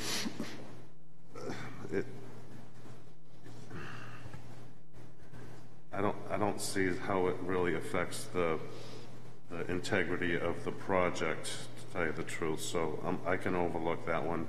The trench drains, do they just go down in the ground and go into the basement, or do they have an outlet, or is it a they're slab just or something, or? no, they there's a certain amount of what is it? I have to look at it. There is proposed 8 inches of stone, 18 inches wide, that the drip edge goes into. Anything that goes into that water just filters into the ground. There's no pipe associated with it, no outlet. Perimeter drain or anything like that? Well, the house itself would have a perimeter drain. If it, So where does that dump out? I don't see that. it's not shown because I don't know where it's dumping out. Okay.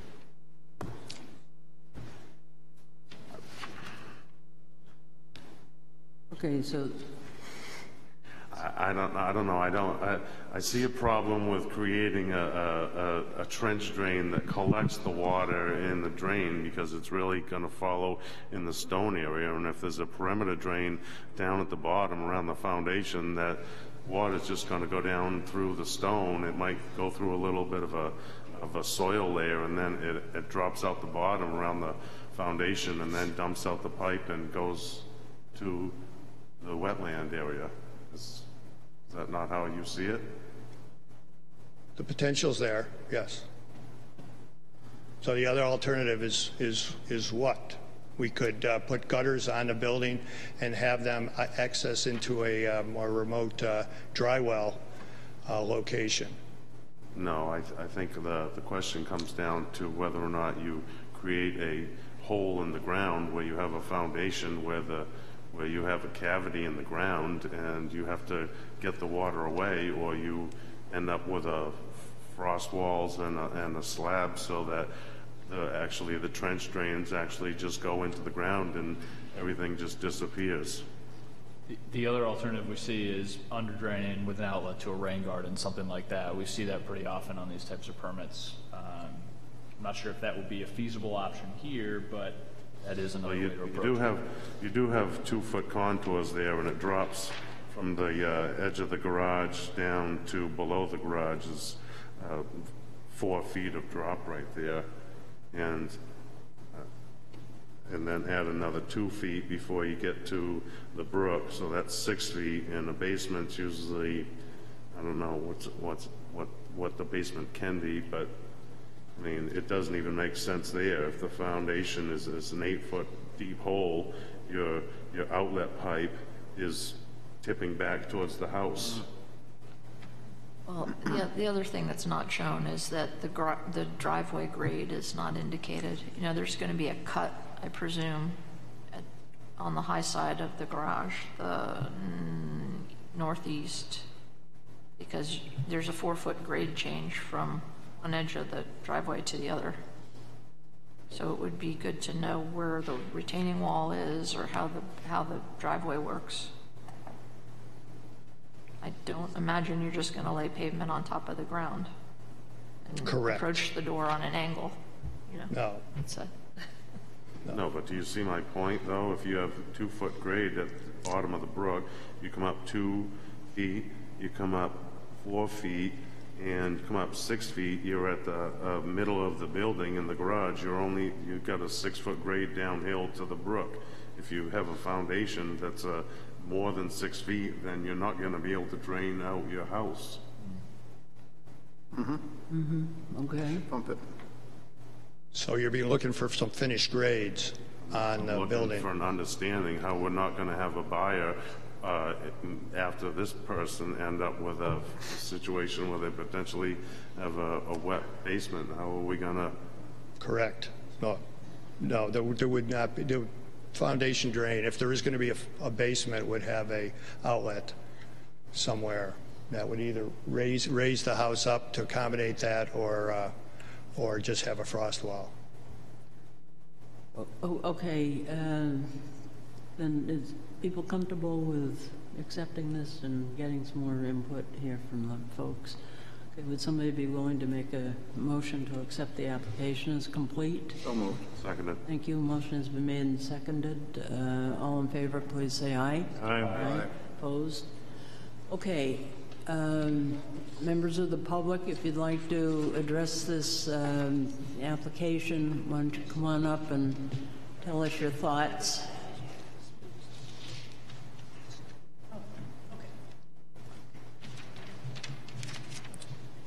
My name is Russ McCabe, and I'm an abutter to this project. In my previous life, I was a structural civil engineer, so I have some feeling for this. The one thing that I see here that is kind of a problem is the fact that this stream drains a pretty good watershed area up here on the golf course. If you get an inch of rain and a sudden downpour, it's going to get out here and it's going to run right across Fairway Drive.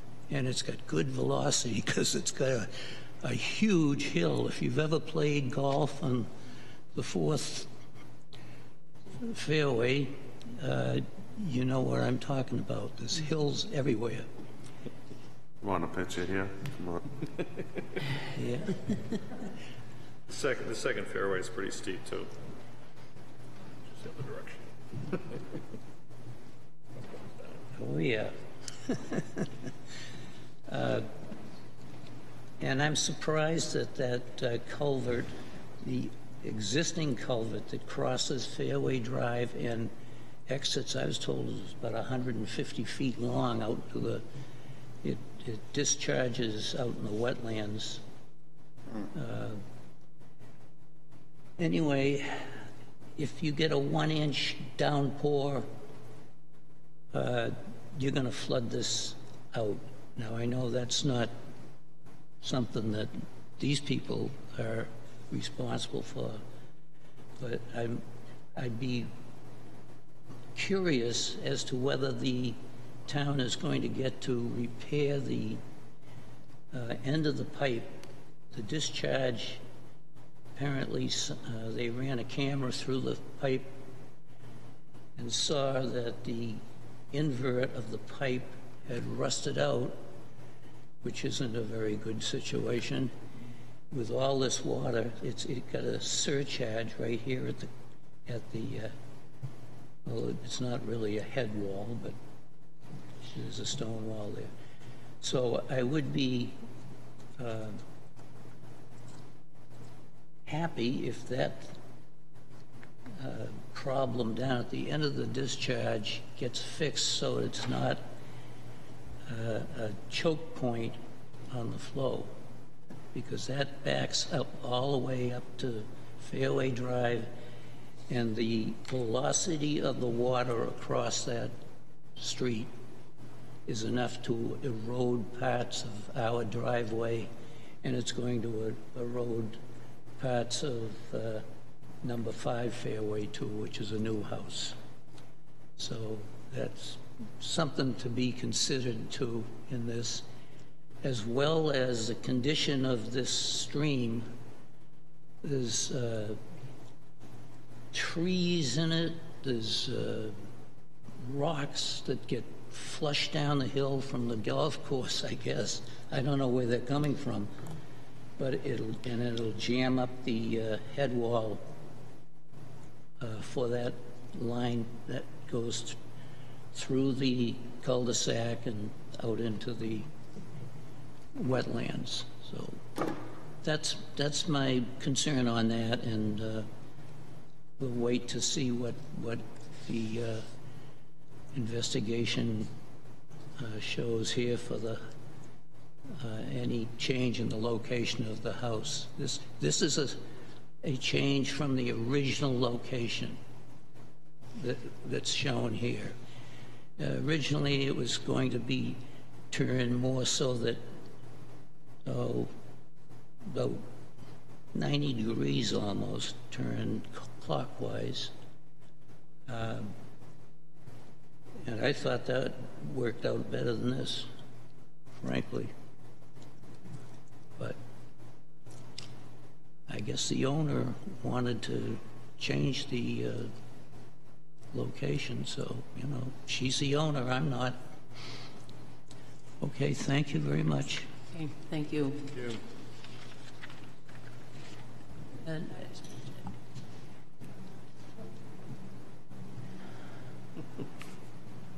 can we all see the picture, John? Show it down. There you go. And the stream is before the flag. Yeah, okay. Okay, hi, Dan. Doesn't really show anything. Hi, good evening. I'm Dan Coons. I'm with the Conservation Commission. I don't have a whole lot to offer beyond what's already been said. However, I do understand that this stream retains water for probably 9 months of the year, which would make it more than just an ephemeral or stormwater drainage.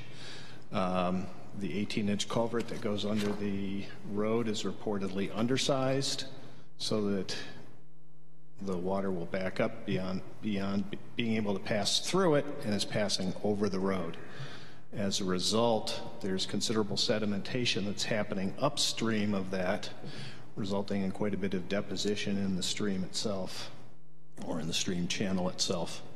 Increasing the impervious surface with the driveway and the house that close to the stream is not going to make the situation better. It's only going to exacerbate it.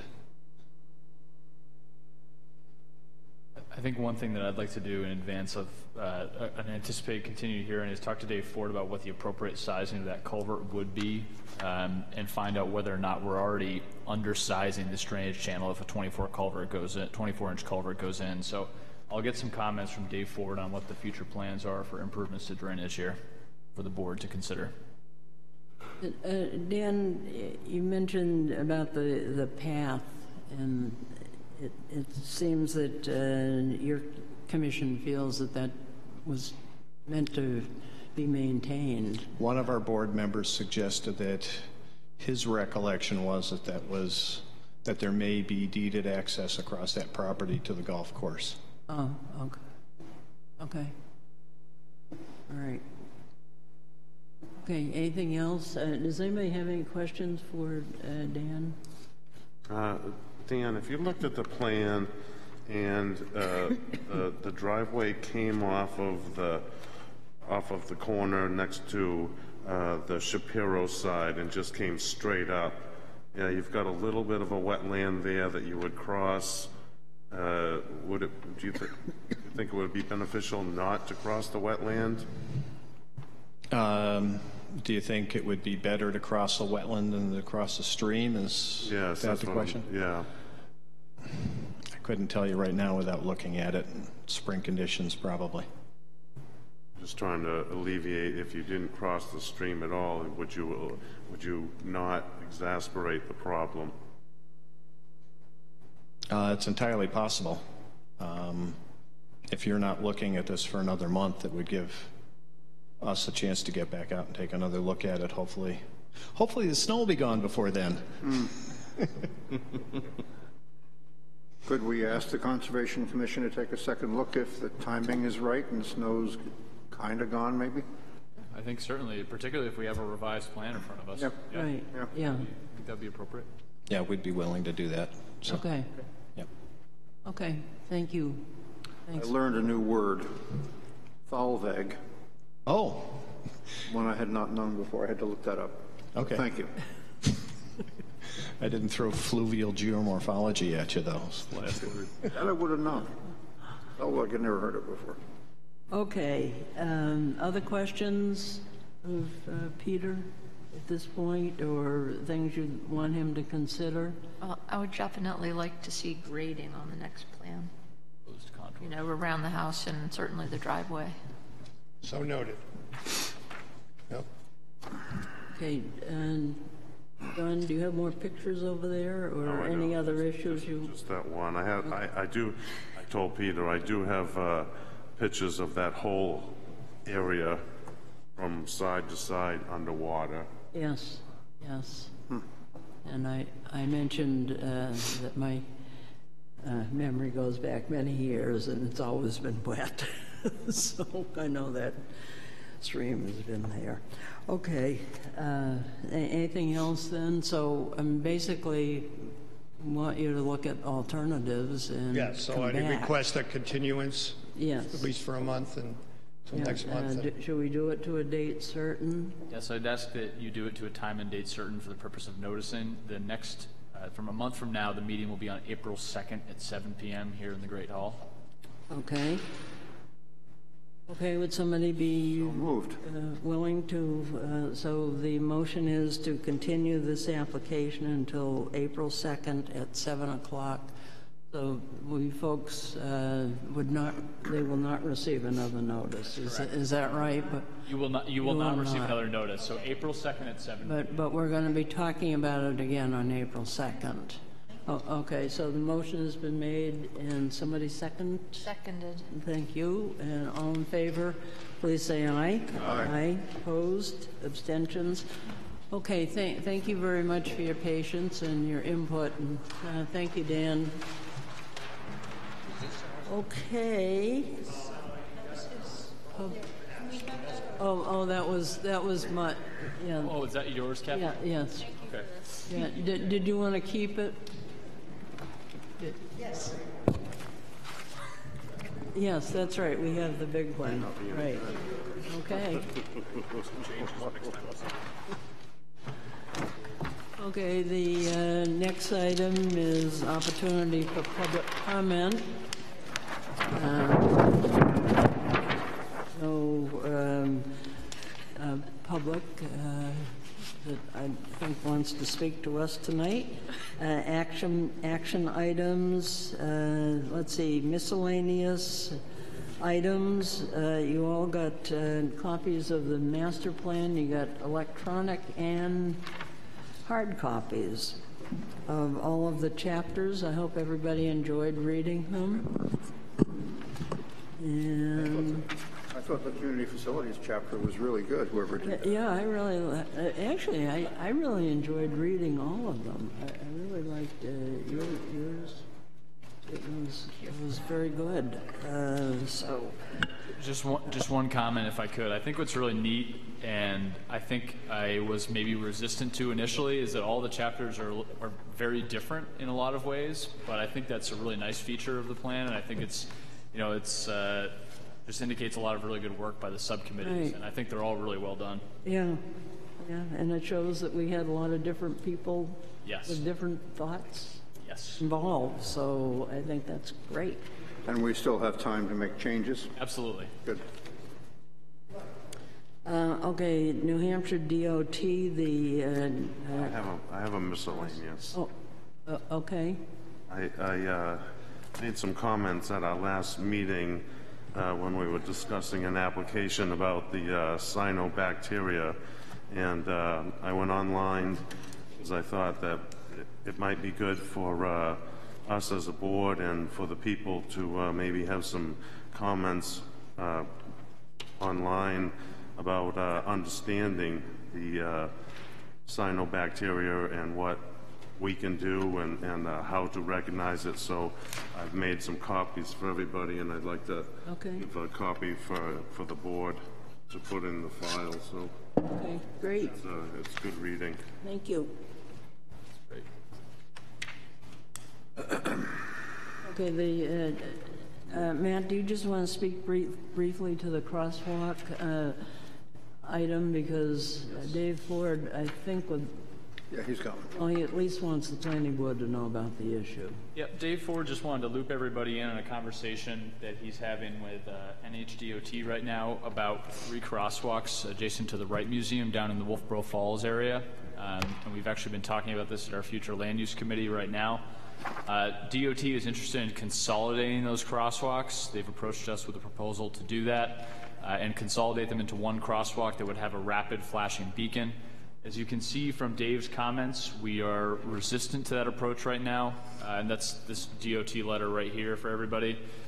particularly because of the location of the parking lots and the businesses in that area. Well, it's ideal to have one crosswalk. We recognize that folks will either cross at the existing crosswalks, or they will simply cross without a crosswalk if those were to go away. So we are really pushing DOT to maintain the existing 3 crosswalks that are there.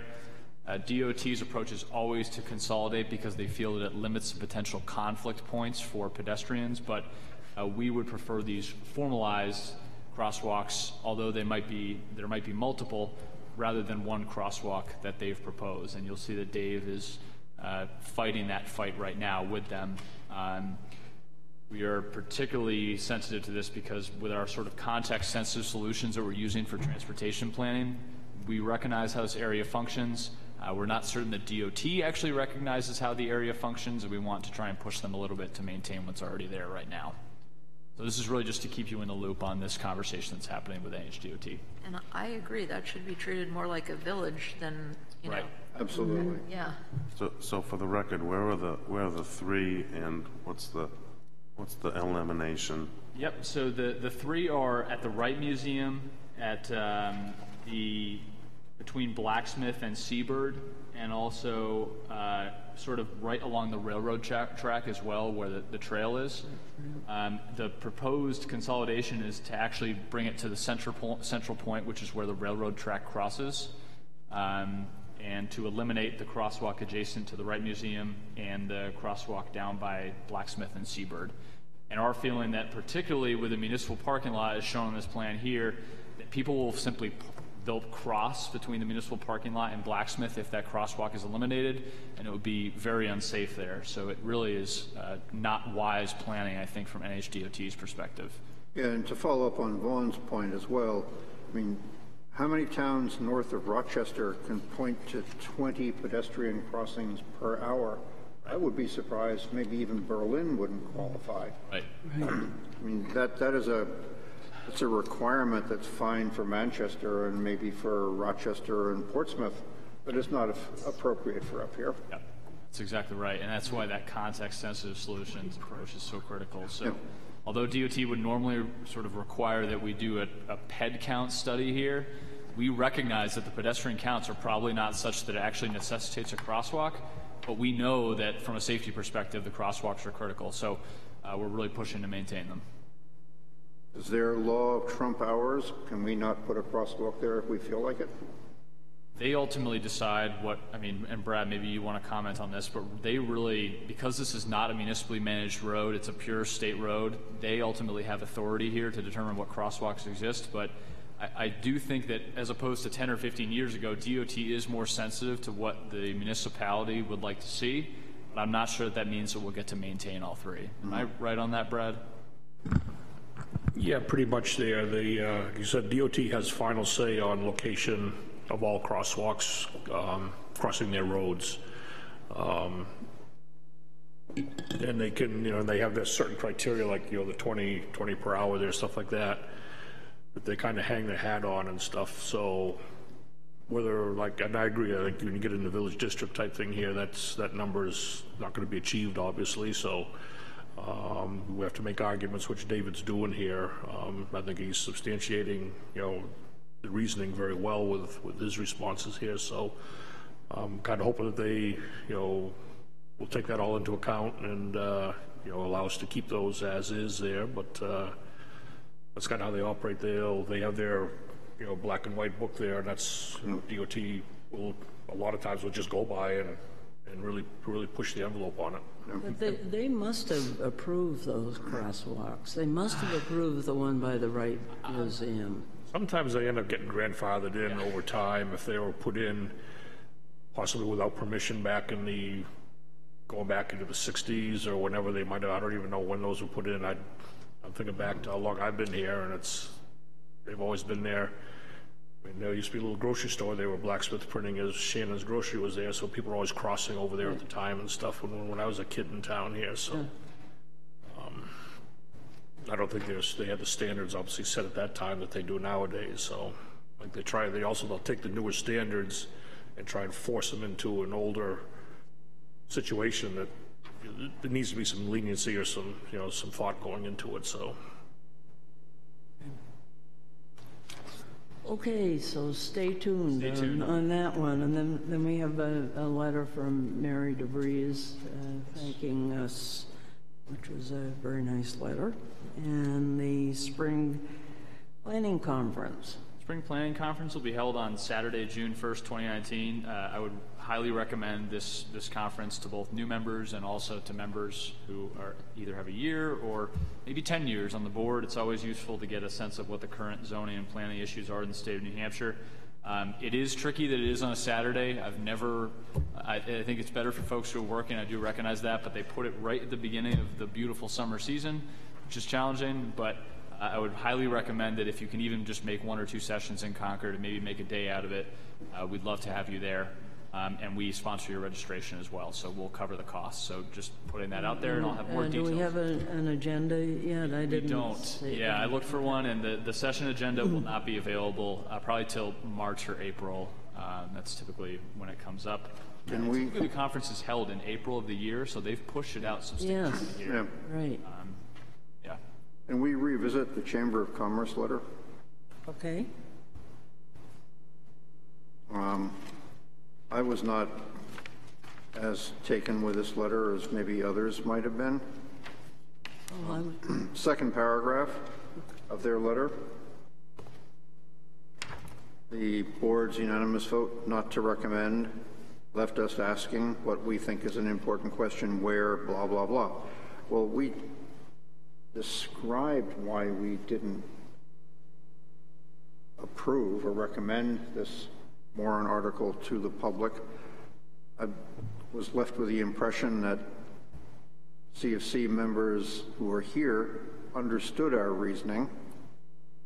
Don't get that sense from their letter. Their letter seems to suggest that it's still an issue which they're not really thoroughly familiar with our reasoning behind.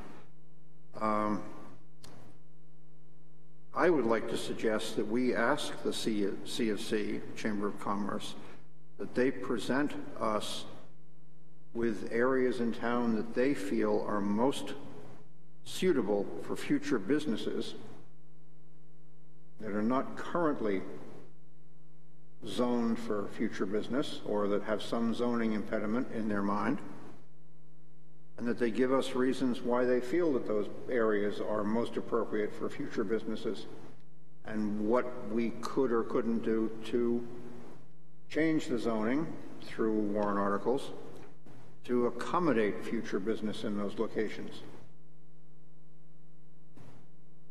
Okay, rather than simply having them say, what areas do you think are better for, that's not really our concern, that is a concern of theirs. Why don't they give us some indications of where in town they think that businesses could profitably go, so that if we agree or even don't agree, we could at least work with them to see how it could work.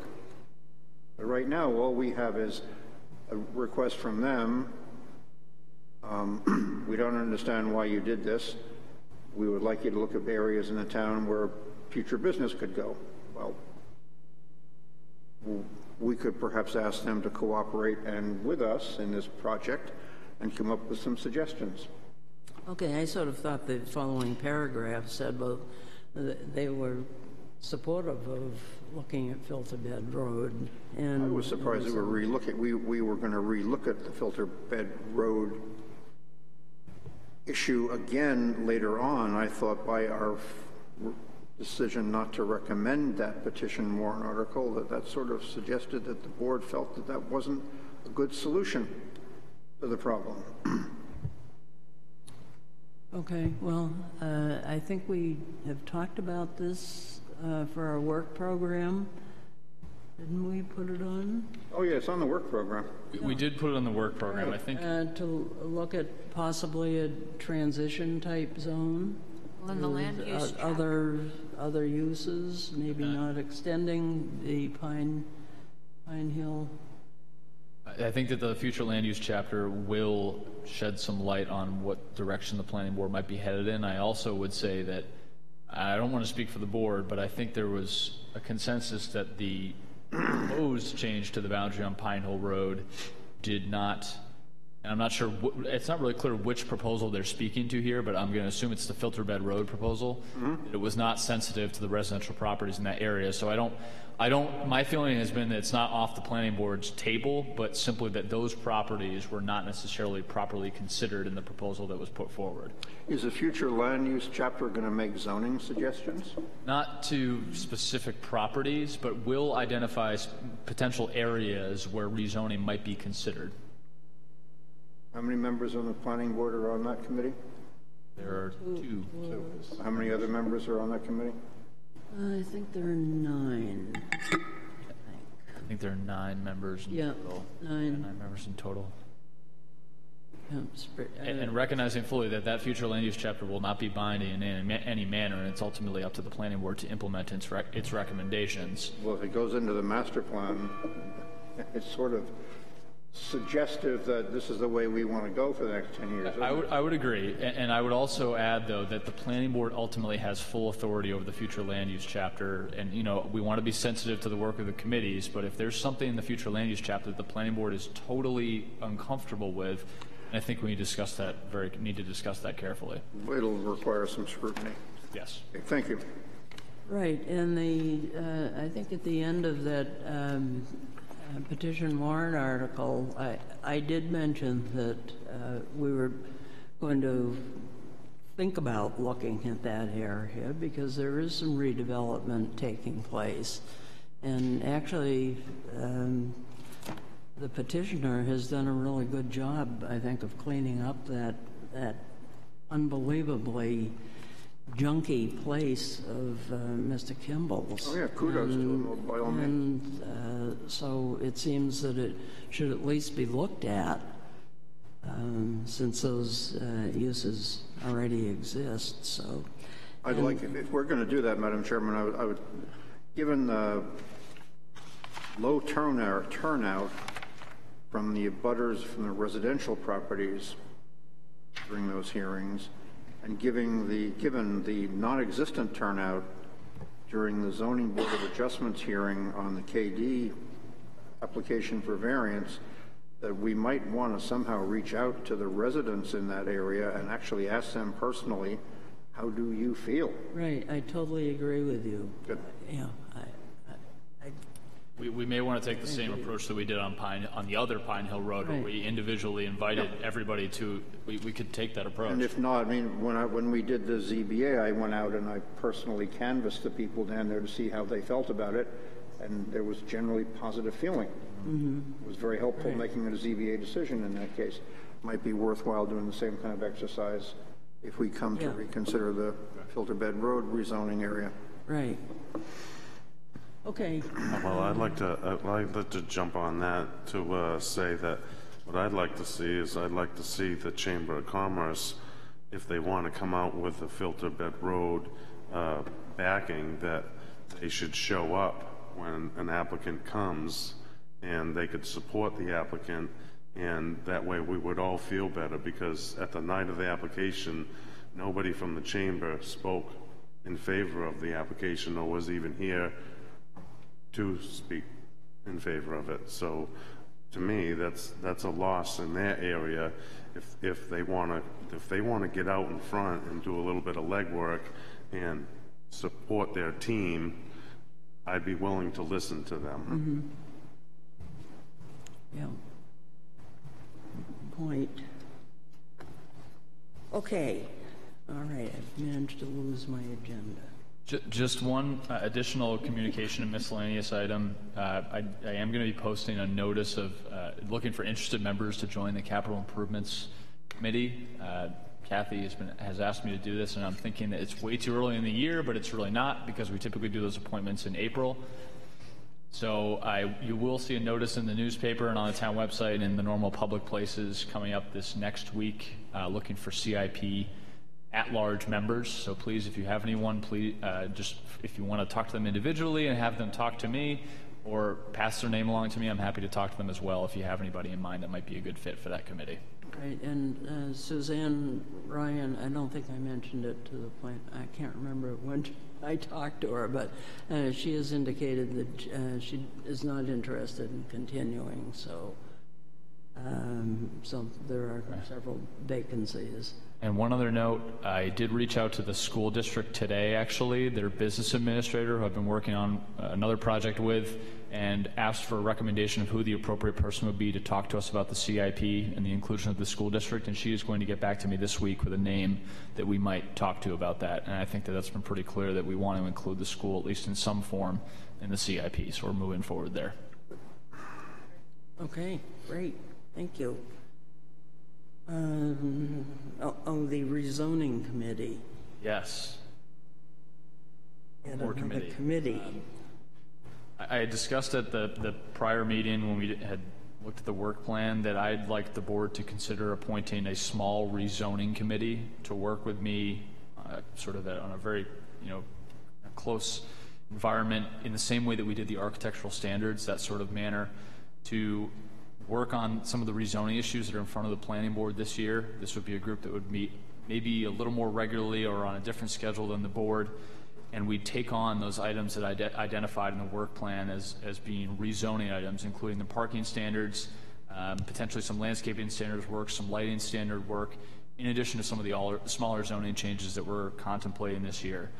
I don't feel the board has to make a decision this evening, but obviously we do have quite a few items on our work plan for rezoning.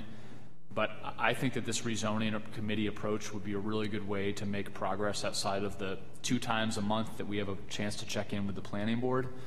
And I think that, and I really mean this sincerely, that the work with the Architectural Standards Committee was really, it worked, it functioned really well. We had an opportunity to review drafts of documents over and over again. And I think that that approach would work well for other sections of our regulations that need to change.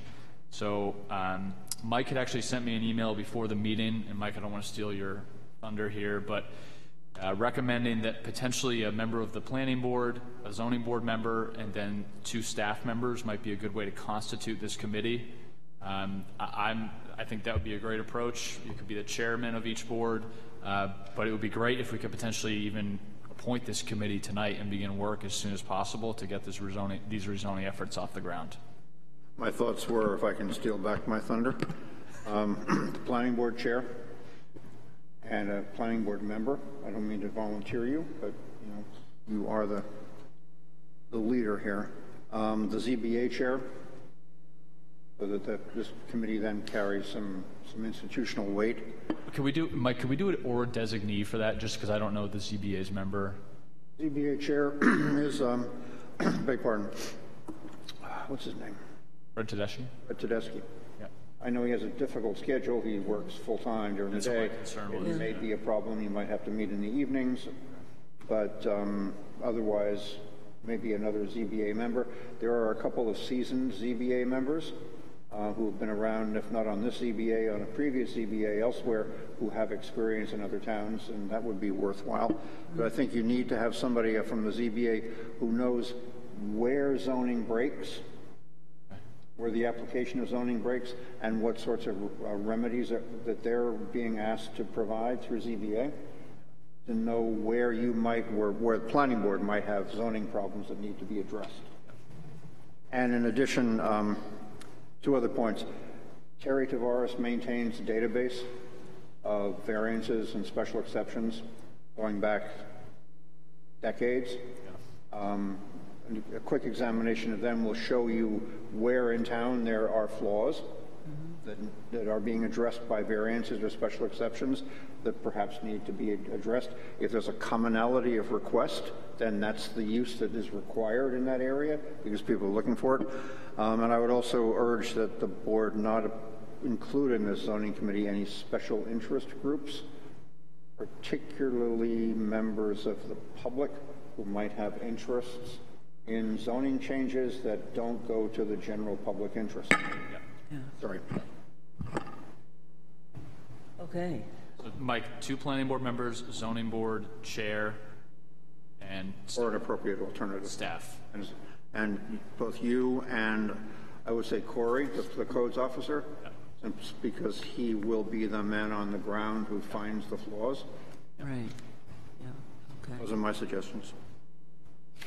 Okay. Any other thoughts, folks? Okay. Landscaping.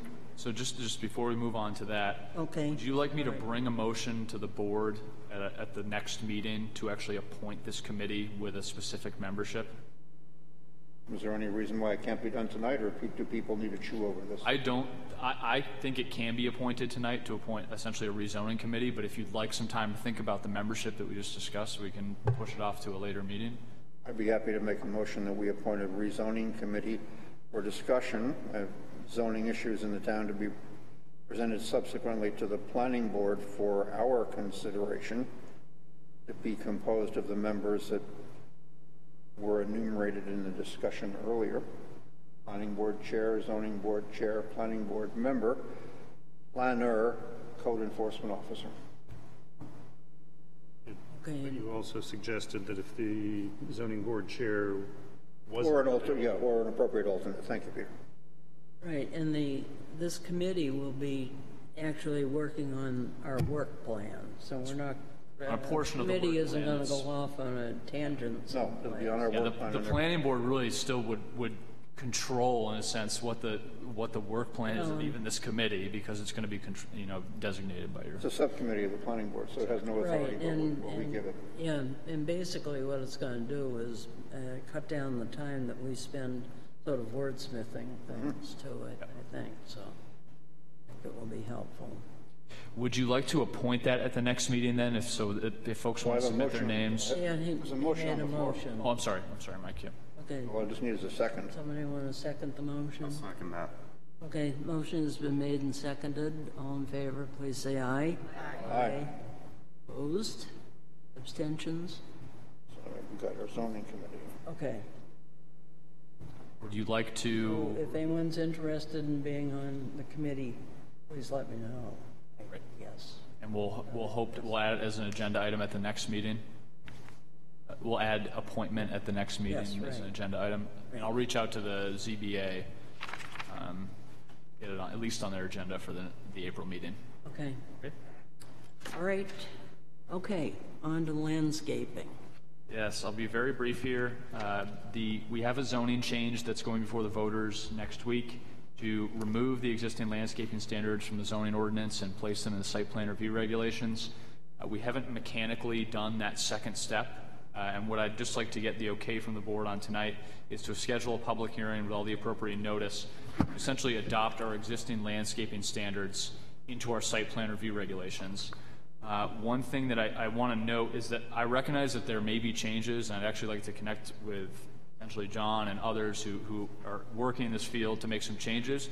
But once they go into the site plan review regulations, the planning board will have the ability to make those amendments much more easily. So I would recommend that we just adopt them as is for right now, and then maybe circle back and make some changes, potentially as part of the rezoning committee even, at a later time, but at least get them in place right now. This is verbatim what we... This is exactly what you have right now. I'm just proposing to... But John, you had some changes a few weeks ago. You mentioned some changes to the landscape regulations. You want us to include those? Yeah, I would move that motion on, approve that. Okay.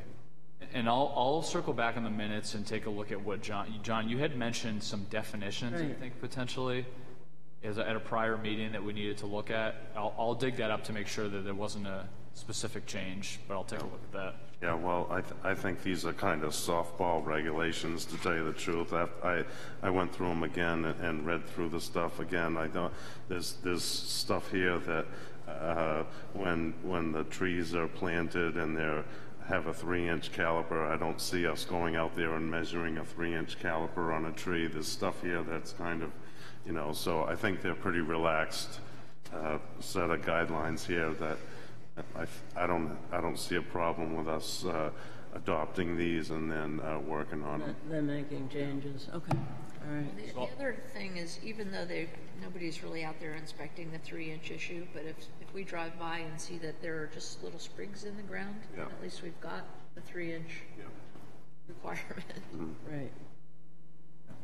Okay, so when is this public hearing? So because of the newspaper deadlines, I would recommend that we... Well, there are two approaches we can take. I can either get a notice into the union leader for this. No, we can If do you'd like to do the Granite State News, then we're going to push it till April. Okay. It's just not possible to meet the deadlines for Yeah, the March right. meeting. So we could have a public hearing on. Unless there's some emergency. Nope, no emergency. Okay. So April 2nd would be the public hearing, and I'll notice it in the appropriate newspaper. Okay, great. Thank you. Okay, can we look at the minutes? February 19th. Kathy, I had a couple on, let's see, page 7, down at the bottom. It was, the person's name was Jack Drinkwater. Okay. I like Ripwater. Yeah. That's a good name. There are two references to, Drink. yeah, drink water. It's all one name, one word, but, yeah, okay. And then Rick Sager, and there were a lot of references to him, but that's Sager. Okay, sorry about that. Any other corrections, additions? Someone make a motion to approve the minutes as corrected? So moved. Thank you. Motion's been made and seconded. All in favor, please say aye. Aye. Opposed? All right, thank you. And Kathy, Rick Sager is page 8, 9, and 10. There were references, a lot of references to him. Okay. Move to adjourn. All right, motion has been made to adjourn. Somebody want to second that? Seconded. And thank you very much, everyone. Matt, do you think that